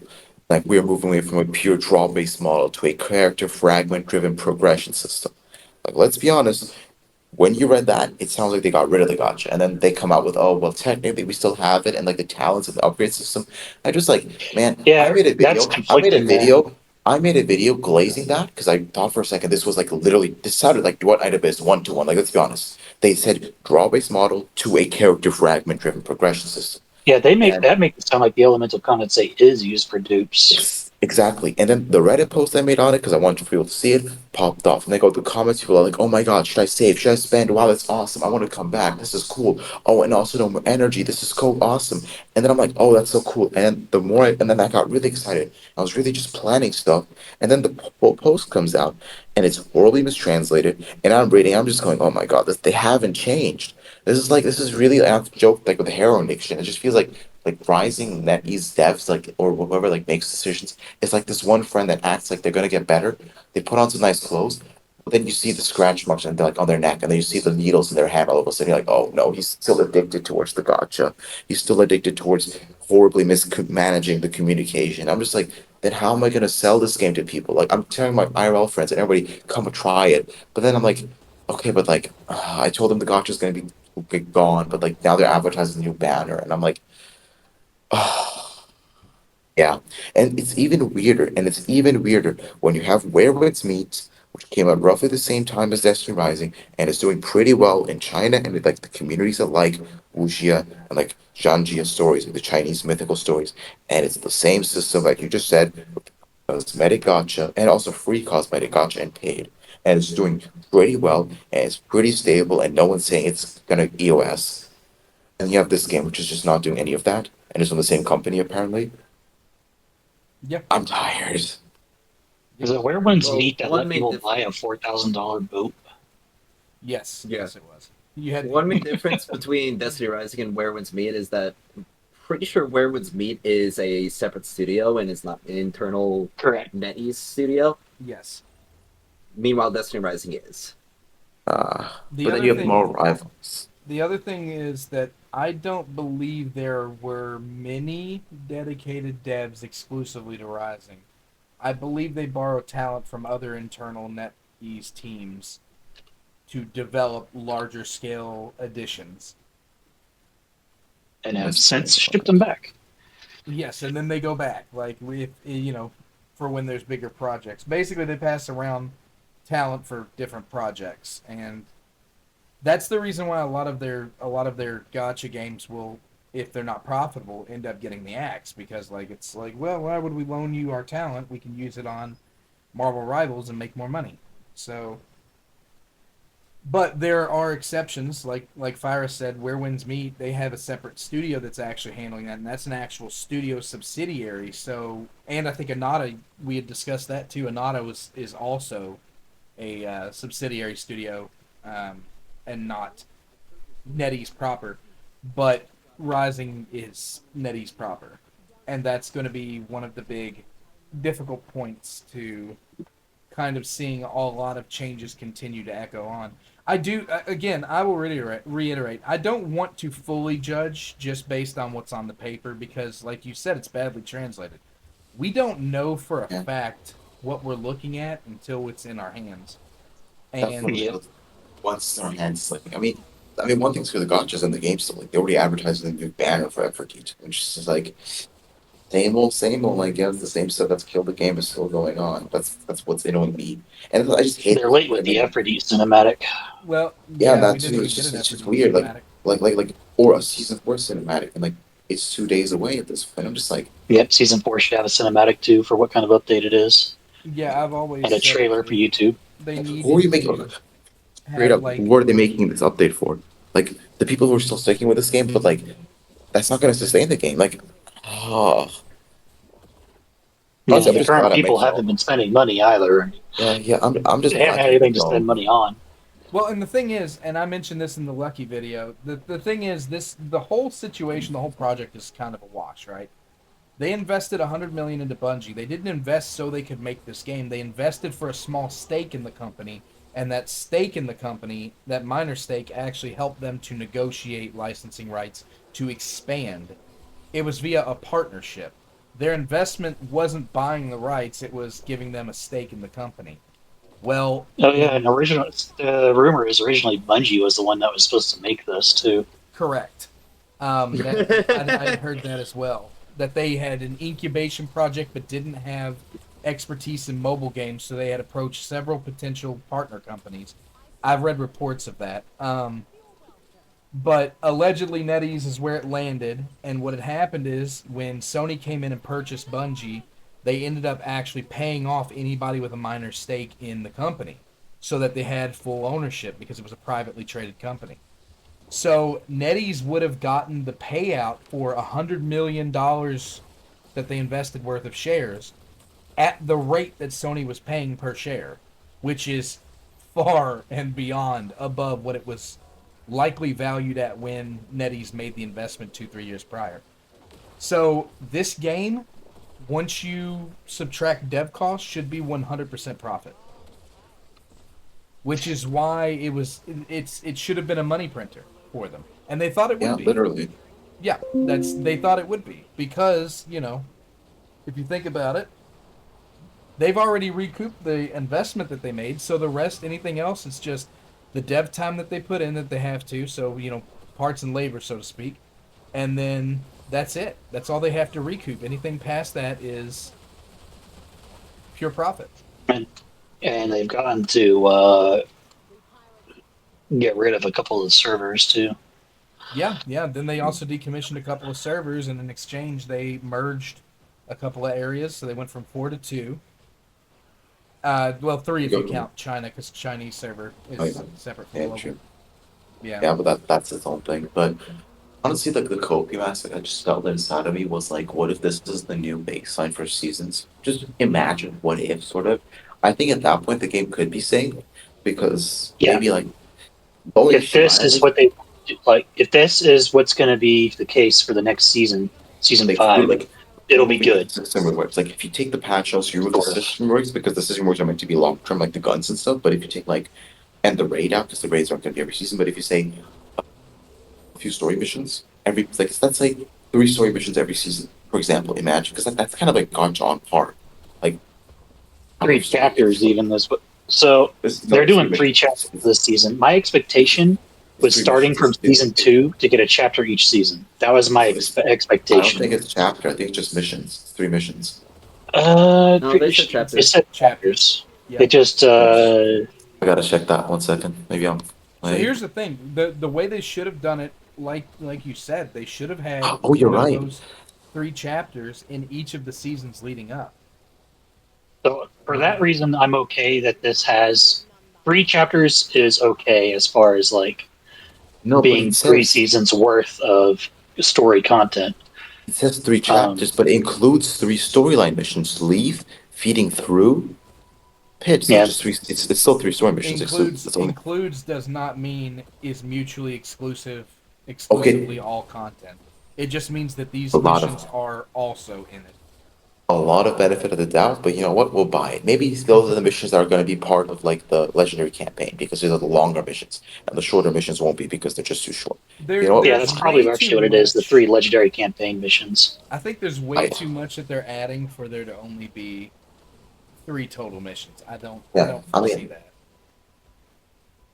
I am disappointed that we're only seeing a third of a region. Yeah, that's true. But like, I mean, wait, when is that? I mean, I can imagine like the thing that we saw at the anniversary patch. And I think the game kind of has a year of life guaranteed. I would say that's like the guarantee point, like season 6 basically. So I guess if this is the standard and the system works, let's say this is like let's say I'm like I just want to before because I think I mean I don't know if we're like reaching the end. I'm getting the vibe because we've gone through the patch notes, but imagine if like let's say this is like the new standard and this season is the core gameplay. We see this from the fact that the guns are different, leveling characters is different, the core endgame, the PvE endgame, is being very much reworked with Horde on End and endless expanse. Raids are still raids.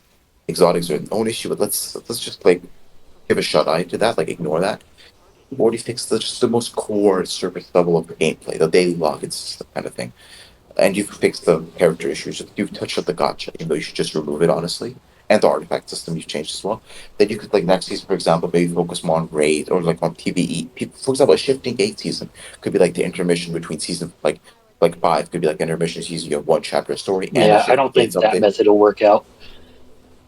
You have like a focus on shifting gates reworks, for example, like normal content, like have a strike and stuff, but then have a focus on that instead of like core guns and stuff because you don't have to rework that anymore.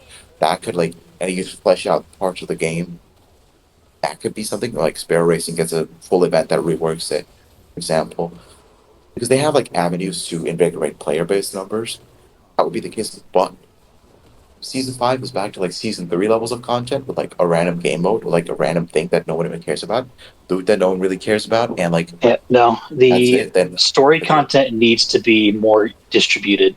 For Yeah, one, it's got to like be. you need something to hook you back into the story and keep you thinking about it season over season. People have no fucking clue who Horo is anymore. yeah, They don't fucking know who she is. especially if you're a beta player. If you're a beta player, you have so heavily just forgotten the story because you skipped through everything and released that like at this point it's over a year ago. The story has reached its 1 year point. It's crazy to think about it. Like we played through Red Sea Rift 11 or so months ago at this point. Yeah, if you're I going don't by the think quite beta. that long, but If you're going by the beta, yeah, it was. By the 8 beta, It was months. a considerable amount. Yeah. 8 months release at this point, I think. We're I, 6 months from release, 8 months from last beta. I will tell you um, that you said a year is pretty much given, and I'm not sure on that one. in most studios and game companies, I'm inclined to agree. However, NetEase did have another game that was in house, much like Rising, called Marvel Mystic Mayhem, that had similar sales figures, and it was launched in June of 2025 and shut down April 1st of 2026. So, Okay. How does a big guy something like this one? That's the question. But I mean, struggling. Like whenever I try to be optimistic, I just remember how are you going to get new players into a game like this? I just don't. That's where the advertisement campaign comes back in. Where the fuck is that? I mean, That you but have to also have money to do that stuff. You can't get Cross to play this game for free for 9 hours. You know, you might be able to exactly. get him on it for a minute. He'll check it out just to peep his head in. But I if think you I want to think you'll. guarantee, you know, I think Destiny 2. I think Astrocross will still just hop on and grind it because there is still hype. And out of just kindness sort of thing, or like just content for him. Because one, people still care about Destiny. Two, Marathon is probably kind of boring at this point for him. So like in like this week or like on like Friday or Saturday, he can be like, oh, I heard Destiny Rising got this big update. Let's try it. At minimum, for the raid race, they'll come back, just like how Gigs and like all those like Destiny 2 pros popped over for the raid. I think that might be the one thing that will cause a unnatural advertising campaign. That's where we really gotta hope. Where people be like, oh, a raid? Oh, it's a Hamkara? Let's ignore the garbage exotics, but like let's say the what's cool about it, and they'll be like, oh, let's try it, and they'll be like, oh, there's some pinnacle energy, oh, you can get characters for free. A best case, honestly, would be if they remove the gotcha, because then it would be like, oh, it's not a gotcha anymore. Well, now I have to try it, and then you'll have all the Destiny 2 Jimbies hopping over. But as long as it's a gotcha, I think there's still going to be this wall of, oh, it's the Chinese gambling spyware. It's gonna go into our brains and brainwash our children. I don't know, like they'll have like that ick because of that. Maybe that all the stuff might be able to outweigh it. Plus, Destiny 2 is just dead, insanely dead right now. So I think like the raid will cause some natural advertising. Couple things that need to happen. They still have a time to do it, but they need to do it. They need a Aphrodite cinematic, and they need a season 4 trailer, and these need to be put on YouTube as advertisements that actually just get randomly pushed to people. And the thing is, Automaton mentioned this before. Aphrodite is a break glass and emergency type of character. Like I was able to show DSR Joker from the Destiny YouTube Yeah, side that Aphrodite was those. coming, and he acted like a meerkat, like just popping his head up, just wide eyed, like what? Yeah, Eperdite has been. She's one of those. I mean, you could probably get an equal reaction if you brought in like Shiro, or there are a number of like really good. Felwinter, Bellwinter would be another Osiris, one. or Saint 14, Eris, or Eris Morn. definitely Yep. like human Eris Morn with like long Which they've flowing killed black my hair. idea for Eris Morn, by the way. I think I storyboarded an idea for that better than they did. What did they do? I didn't pay attention. They didn't bring her So out during Crota. It was yeah, Oh, like even that was. that. segment. I had the idea of okay, so we're probably going to build up to like Crota's End, the version where Eris Morn and her fire team goes to fight Crota the first time, but they win instead of lose this time, and Eris Morn will be the featured character. But no, Oh, bro, they decided we to get give us Vault of podcast. Glass, Vault of Glass character. He literally had a Vault of Glass cinematic as well. This was the weirdest thing ever. I swear. I. I'm It's just inclined such. to agree. It's it drives a man insane. It's like you're watching somebody have all the cards and they somehow just out of their ass pull the wrong card just so they can Man, lose at the blackjack table. It's like Yeah, that could have been a Vault of Glass pull-in to how do have you that as go returning content. how do you go bust every time? Like please stop throwing. Just add good weapons, just add hype, just do what people tell you. Like it's not even hard. Like do they which not they're have a single trying guy now. now? But like even now they're failing because why are the weapons for the raid so bad? I'm so I mean, we don't know I that they're want to bad. We I don't mean, have them. no, no, We don't no. know what the perks I mean, are. Like, I mean the exotics. I mean they're bad in terms of visual okay, now identity. here's the thing. I feel differently from you guys about this because Oh, let's go. Cloud Strike is dope. It's a dope gun. It's a dope Wardcliff For me, Coil PvP though, gun. Wardcliff no, it's Coil good in might PvE as be well. It got well. It's buffed. good for CC too. It's good. It's good Cloud in PvE Strike as well. will yeah. It's, yeah, And you never know what they're gonna change. Like yeah, yeah. It may Wardcliff last Coil worth is it. probably going to be one of the best rocket launchers, if Yeah, not the best in the game. I mean I concurred with that one. Yeah, That's and what they're all that will hard. be that will likely be a Ikora is boss going to use melt that real well. utility, like in terms of. So the thing is, I don't mind Destiny 2 exotics like in the game and stuff. I wish there were more guns. Like the Verger drill is is my favorite weapon, hands down. There is I no love it. weapon in that game that is better than the Verger drill, and you will not convince me otherwise. I love that gun. It is everything that I want in a gun, all rolled up into one, and it's an You with original. me? You with last word. So last I love word's it. been okay, but Love it. again, a lot of people swear by it. But my thing is the Burger Drill is just that good. I hope the Till Eternal Death exotic hand cannon for Aphrodite is going to be tasty. Yeah, It and looks it cool could as be. hell. Wouldn't it be funny if it was like somehow able to, if it was basically like a Thorn or I like hope a it's a 180. Malfeasance Honestly, style? it I look. don't I know hope what to it's. expect. I hope. She is very her entire lore set is based on being a highly accurate shooter. So is Precision frame Jaren's. hand cannon. Yeah, Jaren Ward's is also in the same concept. Like he's the original man with the He's a golden gun. duelist type, a little different. I suppose I so. wonder when they'll upload the. I'm actually curious for what the season 4 roadmap will be because it's probably going to be events they haven't talked about. Well, but Yeah. what I'm getting at is I don't think that the weapons being Destiny 2 weapons, I think that's a draw for players who were Destiny 2 players, right? I agree if the weapons were one thematically fitting and two hype. Cloud Trek is somewhat hype, but Thunderlord isn't really that exciting anymore. Like You it's like you are out of your mind. I'm I am telling out you, of my you mind. have I am no no clue no how no. busted Thunderlord is about to be on Estella. I know. I'm not saying no. You're mixing up gameplay strength with aura. Like I'm talking about the fact that these weapons don't really feel fitting thematically, and especially when the fact that these weapons could just be wall drops, especially Thunderlord and Warcliffe Coil could be wall drops to chase. It would be fun to have wall drop exotics again, and or Gauntlet Blitz, and then exotics. These new we could have new exotics for the raid. That's my main issue. I think that's like we had no issue with season 0 with all these returning exotics. They were hype as hell. Everybody loved Izanagi. That was so exciting for people to use again. Yeah, but But then you Izanagi's put dog water in the game. It's not what? good. You can't even reload cancel or anything. I'm okay. But like for example, I was naming example because it's hype, for example. Yeah. And No, it's the definitely raid hype. had like Yeah. then the raid had the Gallows and it had Octane and Hamayumi, which was also like really cool as a new weapon type. It was really strong on named Faye, for example, and like that was the stuff that I thought was cool because it was a bit of a cool incentive to like do the raid as well and for the raid to be unique. Um, and I just think basically if 1,000 voices had been in the raid, I would have been fine. If like 1,000 voices replaced like either like Thunderlord or Warcliffe Coil, I think I would have been more fine with it. But Just one of them needed to be a new or raid special yeah, exotic.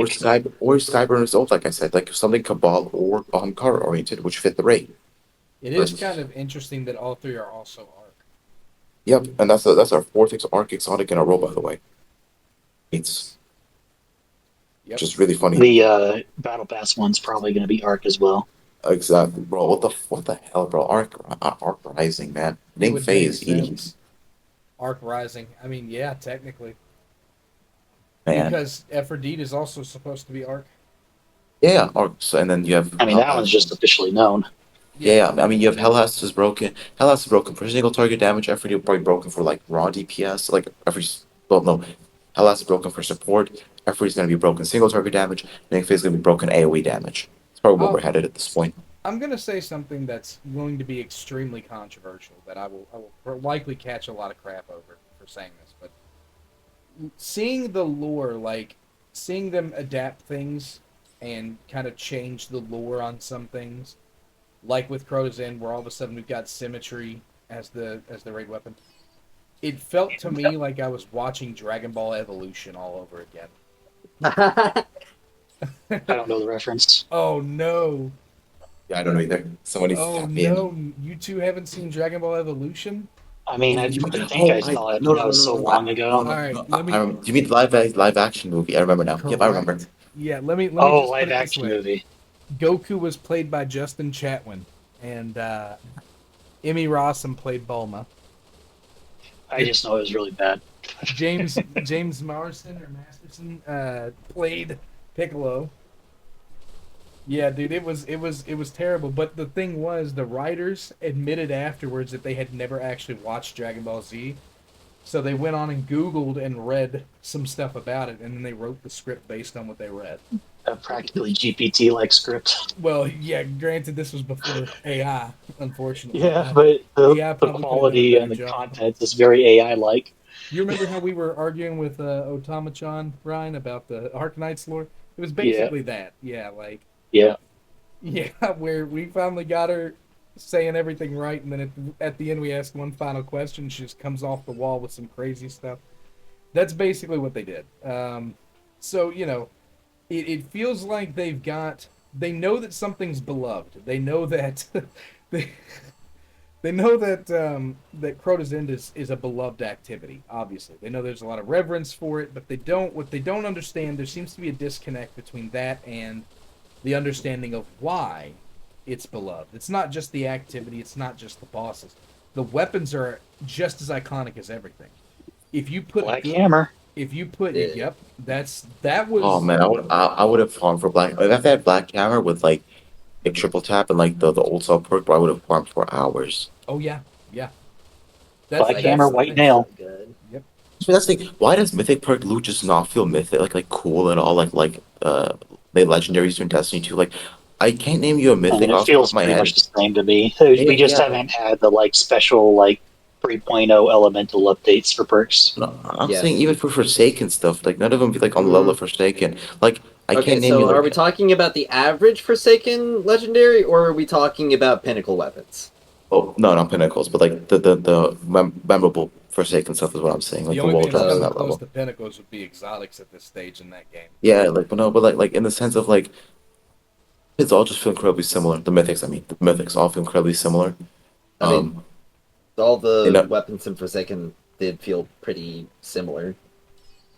I don't know. Yeah. At least outside of a lot of or like the Per raid comp, and Dream City weapons, potentially, perk but the Dream like City that. weapons. I mean, the perks they had pretty good perk combinations as well. Like perks mattered more. Like what weapon really changes based on its feel with mythic perks on how like it feels. That's my thing. Is like none of the weapons once you go optimal feel different than each other.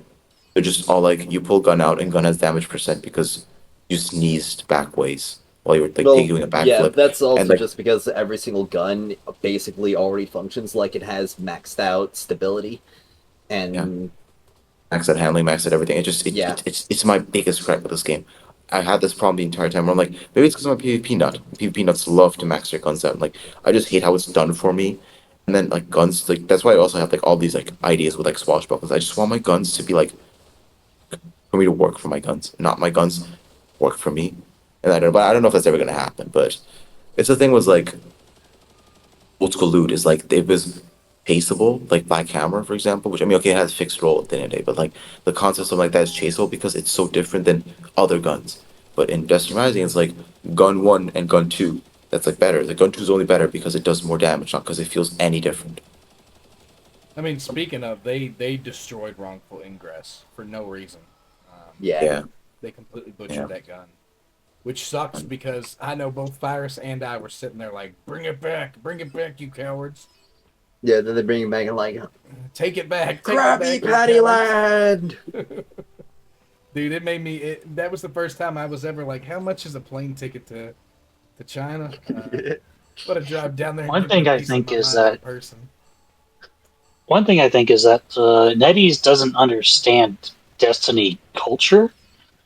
Um, by this I mean like the reason we care about Necrochasm, the reason we care about this new raid not having its own gun, we have this culture of we turn the bad guy into a gun.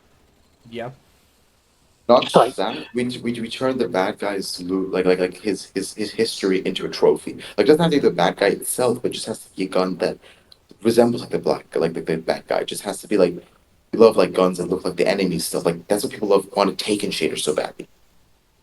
We So want trophies, trophies Virus. that have relation. You get a trophy and you're like, oh, that's how you got it. If a guy sees me using Cloud Strike in Destiny Rising and he doesn't have context and like he doesn't know where it's coming from, he's not going to instinctively think it's from an color rate. But if he sees me using like I don't know Auction Riot, which is like like prison related, he's gonna think, oh, it's probably from that fallen prison type of mission, which is what it looks like, sort of thing. You know, like even like with Monolith's Fall or Destiny 2, any example works. If he's using an armed guard gun, he's gonna think I got it from the armed car rate, even if he doesn't know where it's dropping from. That's the kind of thing. It's the looking, the story is instinctively told, and that's what's missing. I tell you, one of the things that was my favorite thing from like a Destiny franchise standpoint that never really returned. Virus, you actually did play and beat like Destiny when you were just replaying it, right? Or did you? Yeah. Okay. And then I think both of you have also played Destiny 1, right? All the way to I have over yeah, like 500 hours. I'm hardcore. yeah, I've way cleared Destiny 1. Okay, so both of you will like, or all three of you will remember this then. There was a special mission when the Dark Below launched where you would kill a random enemy and get a white gun. Yeah, but I know what Oh you yeah, said. yeah. The husk, Necrochasm quest. the husk Yep. of the pit, the Necrochasm quest. I loved the feeling of upgrading that weapon, going from Yeah, that was really white good. to purple, and then from legendary to exotic. And then it sucked ass. And then it sucked ass on police, but still. Yeah, well, I mean, I liked it. I know a lot of people did. Yeah. The 900s were always Okay. bullet hoses, but that's just how that worked. But I will say that I would have loved to have seen something like that make a return in Rising for some of these weapons. For some quest exotics, I would have loved to see more of that in Destiny 2. I've long been an advocate for something like that to make a return too. And I think that would give a lot more meaning to weapons too. It's all about building up that connection. And when we slay gods and turn them into weapons, it's no different, right? We're going through those trials and tribulations to be able to acquire loot. I mean, even the I can't remember the name of the gun, but even the Witness became a gun, right? It's the linear I think. fusion special ammo Oh, weapon. choir of one, I think you mean. No, I think. Choir of One is the auto rifle, special ammo auto. I But don't either care. I way, tapped out final shape. yeah, no, During the story. I was there. But I think that there just needs to be, when you're doing things like that, you need more experiences. And I think Destiny Rising has an opportunity and a chance to deliver on those experiences. I think they're definitely taking steps in the right direction with these changes. I want to see how they shake out before I fully judge. But I do think a lot of what we've said here tonight is applicable and accurate. Like they've got to follow through. They've got to really stick the landing on this and keep the ball rolling. We can't have another 6 month dry spell or they will not have a player base. They have Yeah. a second chance right now because I'm gonna be honest. If we look at it like realistically, I'm not because it's hardcore players, especially like all of us, which is a lot more than most players because we played the beta and the alpha as well in your case, Auto, is like we look at the patches, we go, oh, that's cool, but there's so much that we've been saying and we local about that has them. But if we take that out, you can see that they have reworked the game. They have opened the door for new players. They've opened the door for new players. Like you won't get hardwalled by boring content or something like that, or having to go through like all of the Xur stuff. You can just skip right to the new content more or less, which is good for a game that's struggling. So they have this like launch pad already. All the systems are reworked, so we have like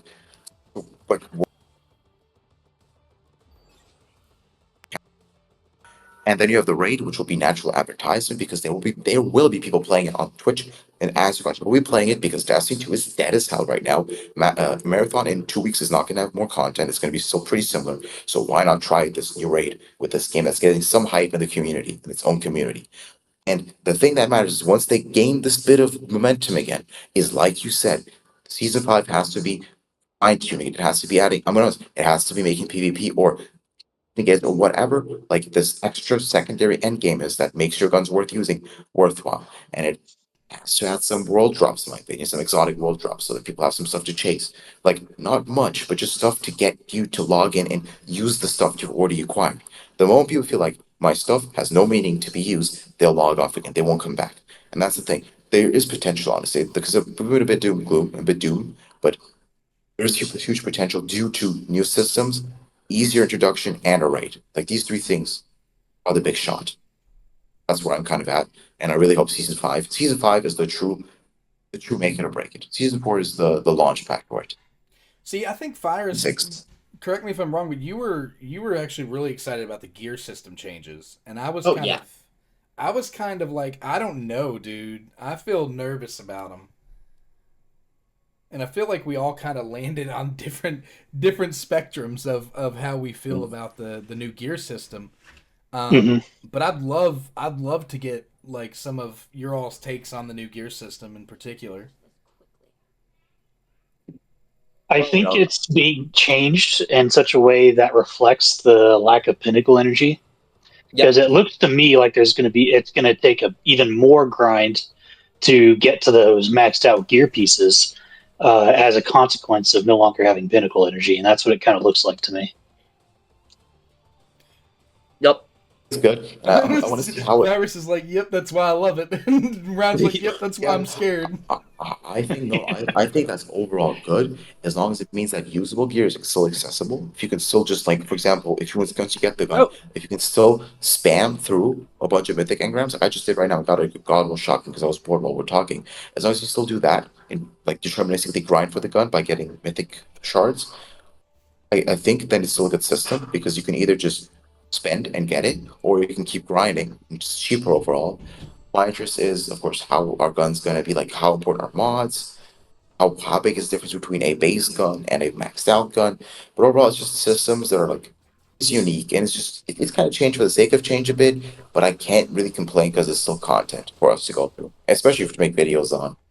So really I don't think it's a net negative for the player base. I think it's a net positive because it means guns are more unique overall and more of a story to them.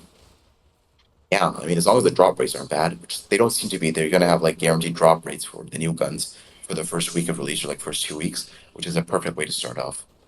Yeah, I mean, it's with the. I do think it's funny though with the armor system in particular. I thought didn't we get were it at kind of all. on different pages, but I think what it turns out is we were all on the same page. It's just that We have different one of impressions us, about the yeah, consequences. yeah, different different points of view. I'm looking at things from a mid ground as somebody who's like a middle tier grind investment but Same doesn't here. want to dump 100% in. Like Virus is I like, can oh hell yeah, I've got content, son. I can spare a Saturday or Sunday to like max out my win or something or my wolf, and then be fine for a bit. But if it's like for a whole week, I'm out. We'll do that for like 3 days. I'm out. I can give you a day, a month, and a day of a month where I just spend 3 or 4 hours just doing the same thing. I'll listen to some podcast in the background or whatever. But that's not enough. I am out. But if that's enough, then I'm in. Like enough to have a usable set, not to be end game like Fire's 9 hour grind. But like if I can do that and I can still clear the raid comfortably, I'm happy. But if I can't reach best times and best clears a cordon, I won't mind or an expanse. That's where I'm at. I'm also middle grounding it. Yeah. And if it's good for and if they're good for PvP and they're unique for PvP and I can build cool loadouts, I am totally. Yeah, but I don't think PvP is ever going to be a true focus. I would sooner think. Not while it's the way it is. They I need would to do sooner something think- to make it feel better to do. I mean, they can make easy changes. I've said this before. They can make easy It changes. would be easy changes. They can make an announcer. They can add the modes that they've already programmed, and they can make it so that perks are like building your character. Like they said that they want more customization if they make that affect PvP because it used to be the case that you could use artifacts to affect it, but then they disabled all artifacts. So now like PvP is very one note. If they could loosen up on that, yeah, but it's not even anyways because characters are busted. If they can make it open it up, make characters a bit weaker, but make customization a bit stronger, like like the movement perk that I still miss, the movement exotic thing. If they could add that kind of stuff more, then you could put that, then that's already a bonus for like that as well, that mode, and it also goes for shifting gates as well. I think you've got to have the perk pool opened up, and I think you've got to have the guns where characters can equip more than one gun in a single type. Let the impacts equip impacts, the rapid fires equip rapid fires. Like that's the only way you're going to get enough variety to make any type of PvP mode feel like it's not just a one note event. I get that, but we have like the right loadouts. We have FRD and we have Jaren, and that's already enough for most players because most PvP players don't switch the loadouts a lot. I'm not gonna lie. So think about what you just said. Hey, come play PvP. I hope you have Jaren or Aphrodite, or you're going to want to commit Sudoku. That's why I'm glad. That's why I'm saying this new system matters. That's why I'm saying the fragment system matters. Well, yes, the fragment system is clearly important. I completely concur, and that's why it is important because at the end of the cycle 8 or cycle 3, you're getting 40 shards to be able to claim a character. But they get what? Yeah.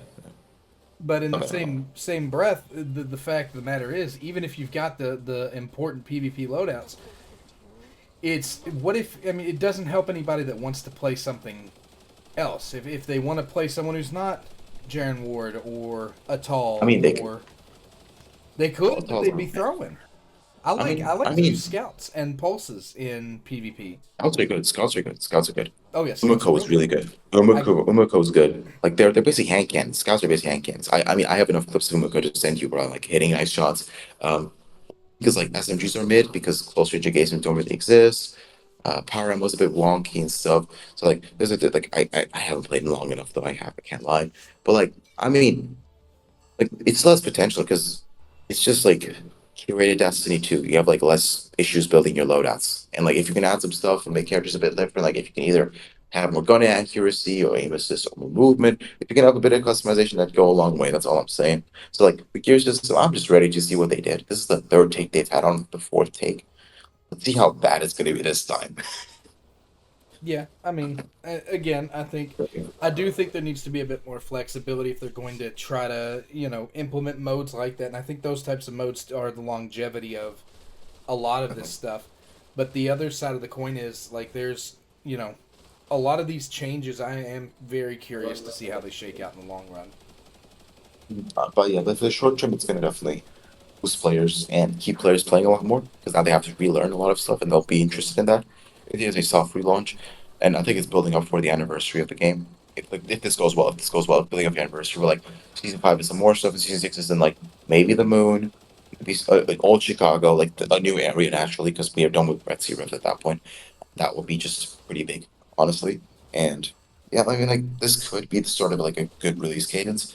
They did have that thing with Mysterious Visitor, where I was like, oh, you get tired of the same old content. We're gonna have consistent content, like more content and stuff, which, like I said, could be a hint at good content cycles. We will see. Yeah, and I think that's kind of That's kind of the takeaway from all of this. This is good, but we can't be complacent. Well, the It other just thing we still have to is. ask is, we now know that there's going to be 8 of these. What was the word they used? Phases Phases. So we now know there's going to be 8 of these phases, and minimum. assuming that we're looking at a week per phase, we don't know what the character rotations are going to look like anymore. Yeah, we Months maybe. Who they knows? I think I saw somewhere they're still saying the season has 2 acts, but they've changed the duration of the season from 8 weeks to 12 weeks, so we're probably looking at 6 weeks per act. So like Caber and Ikora Ooh, was for season 3. I'm not going to lie, that's extremely brutal. Very long for one That banner. Yeah. is extremely brutal, because that would mean that if the season 4 overall is supposed to be 12 weeks, and the content that they've listed here is what they're providing for all 12 of those weeks. That's going to Yep. be tough. Yeah. That's going to be a tough sell. I mean, Wuthering That's why Waves. things like Shadow Shaper and Sparrow Racing, that all needed some sort of fluff. I mean, I'm and it could still still get Yeah, holding better. out that this isn't 100% patch notes. That's a big thing. That's I'm Maybe still holding in out core hope this 2. isn't 100%. Well, I mean, they're holding out adding a too. whole new area to Red Sea Rift, so could be Yeah, going to but get a new map based on that for Sparrow Racing. But I'm hoping that maybe in Core 2 they're going to introduce the back 6 weeks, if you will. They'll introduce some additional stuff, maybe. I mean, Yeah, we'll see that. That is why the thing matters a lot. Like the timeline. Though we won't get like for but like you'll hint at what's to come afterwards. We'll see, honestly. Um, I am still excited. I'm like genuinely. I believe that on the whole, these changes are net positive. and it shows a bit of a commitment to keep the game going. Because if they kind of didn't wanna, they would have just like one last patch and like not reworking anything. Because reworking takes a lot of dev time. Let's be honest.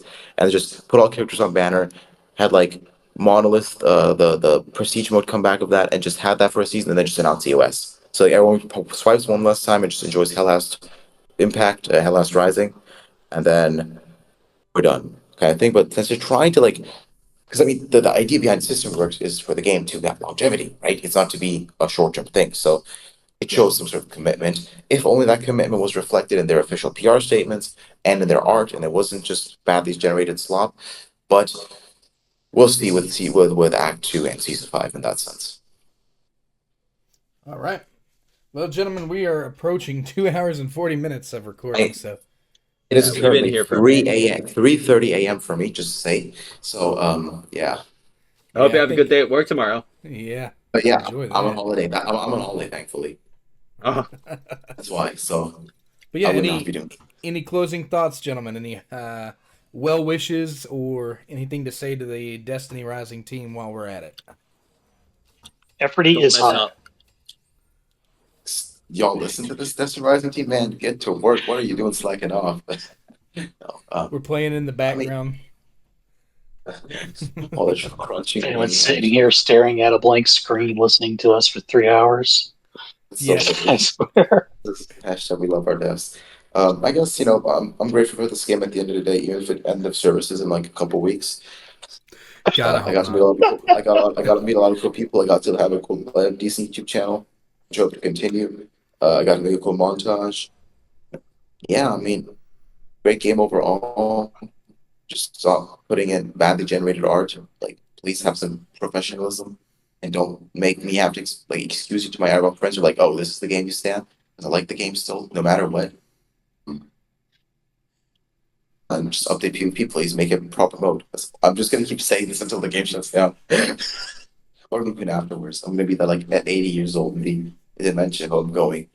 SG Rise and PvP needs some new maps. So yeah. That's our president, do it Knight of his grinder. For your words. My words. Yeah. It'll lay him on us. He's eating. Fair enough. Let me get my fucking rib down. Come on. Yeah, I'm chewing gum. Don't worry. I'm Bro, Put down my steak. Let me think. I'm so close to passing and I don't know how I'm even awake. The fact that I'm forming coherent sentences shows how strong my love for this game is. There you go.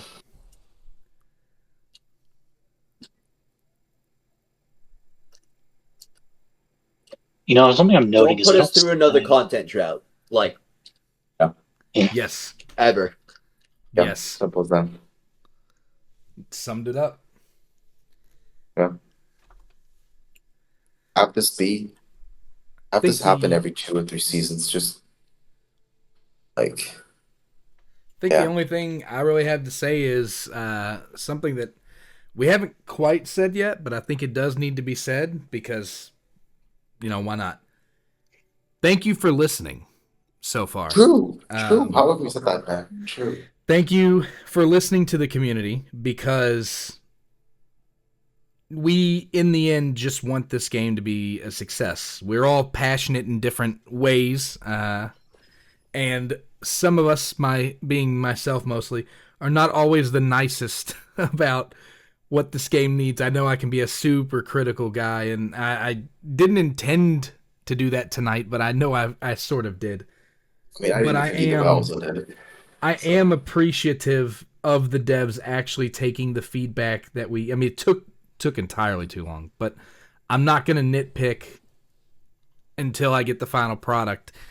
I'm happy that they're finally pivoting. Yes, it took time, but thankfully it did happen. So I'm interested to see the new content. I'm excited to try it out, and hopefully it's the start of a whole brand new movement towards an upward momentum for the game. Yeah, it has a chance, man. Destiny 2, its main competitor, honestly, is not doing too well.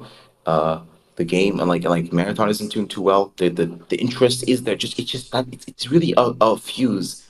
Like this is it's a powder keg, and just one fuse, one good update. I'm like, this could be it. And if they do it right, and they fuse it twice, once with one good season like this one, once with another one right afterwards.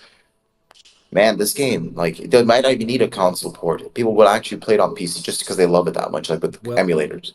Not to mince words, but like, it has to be this one. There's no other time. It has to be. That momentum's got to start now. Wins. Yep. I'm honestly hyped for day one rating, man, because we're all gonna put insane hours into this game come Thursday. Like, nonetheless, we're all. I'll be putting more than I probably should. Yeah, same. I mean, like, same. And then It's kind of crazy for me because I've got launch of Destiny Rising, and then immediately after there's the 1.3 live stream for Do It 90 Best. Oh, it was just a live stream, so you have like a bit of time, thankfully. I thought you were going to say the patch launches the same day, at which point it's just GG, bro. Pack it up. Well, and the thing is, we've also got Fox Hunter Summit going the entire time as well. Wait a minute. Did DNA get off on its patch? Shouldn't it have been like the 20th or something, like the 5th or something? No. It's weird. Oh well, guys, we got it. I think actually, so no. the last patch it was only 7 weeks instead of 8 weeks. Oh, So, okay. That's. So a big note: this season 4 has a big competitor. It also has to deal with, like, direct competitor. It has to deal with Warframe's The Shadowgrapher update dropping on March 25th. I'm gonna lie, I don't think anyone who's playing Warframe is gonna play Destiny Rising Advice. Like, it's a very small Venn diagram. Yeah. They're too niche. David's just stealing players from Destiny. It's not been going the other way. Yeah, that's true. We'll see. But Rising sits outside of that circle, mobile game and all. Yeah. Warframe's a mobile game too. It is now. Yeah, Warframe just launched on Android about a month and a half, 2 months ago, I think. I think it's not. Playing over there. I see. We'll see. Honestly, I don't play Warframe. Honestly, I try to, but it's not for me. I like my Rising. I like my Slapper. Now we got to see how it all shakes out. All right. Well, yeah, let's cap the video off right. Thanks, everybody, for joining us and watching. Hopefully, if you made it to the end of this massive thing, you are a superstar. Comment down below and let us know that you made it to the end, because good Lord. If we come to the end, you can say, I don't know, Hell Sheepskin seat covers. There you go. I was gonna Just say Hell comment is hotter than sheepskin Gwyn. seat covers. Everybody will be confused as hell as to why there's Exactly. a comment down there that says that. Anywho, I'm Automaton. Yeah. Thanks for joining us. Thank you, everybody, for being here. See you next season. Yeah, we'll see you next season. 再见。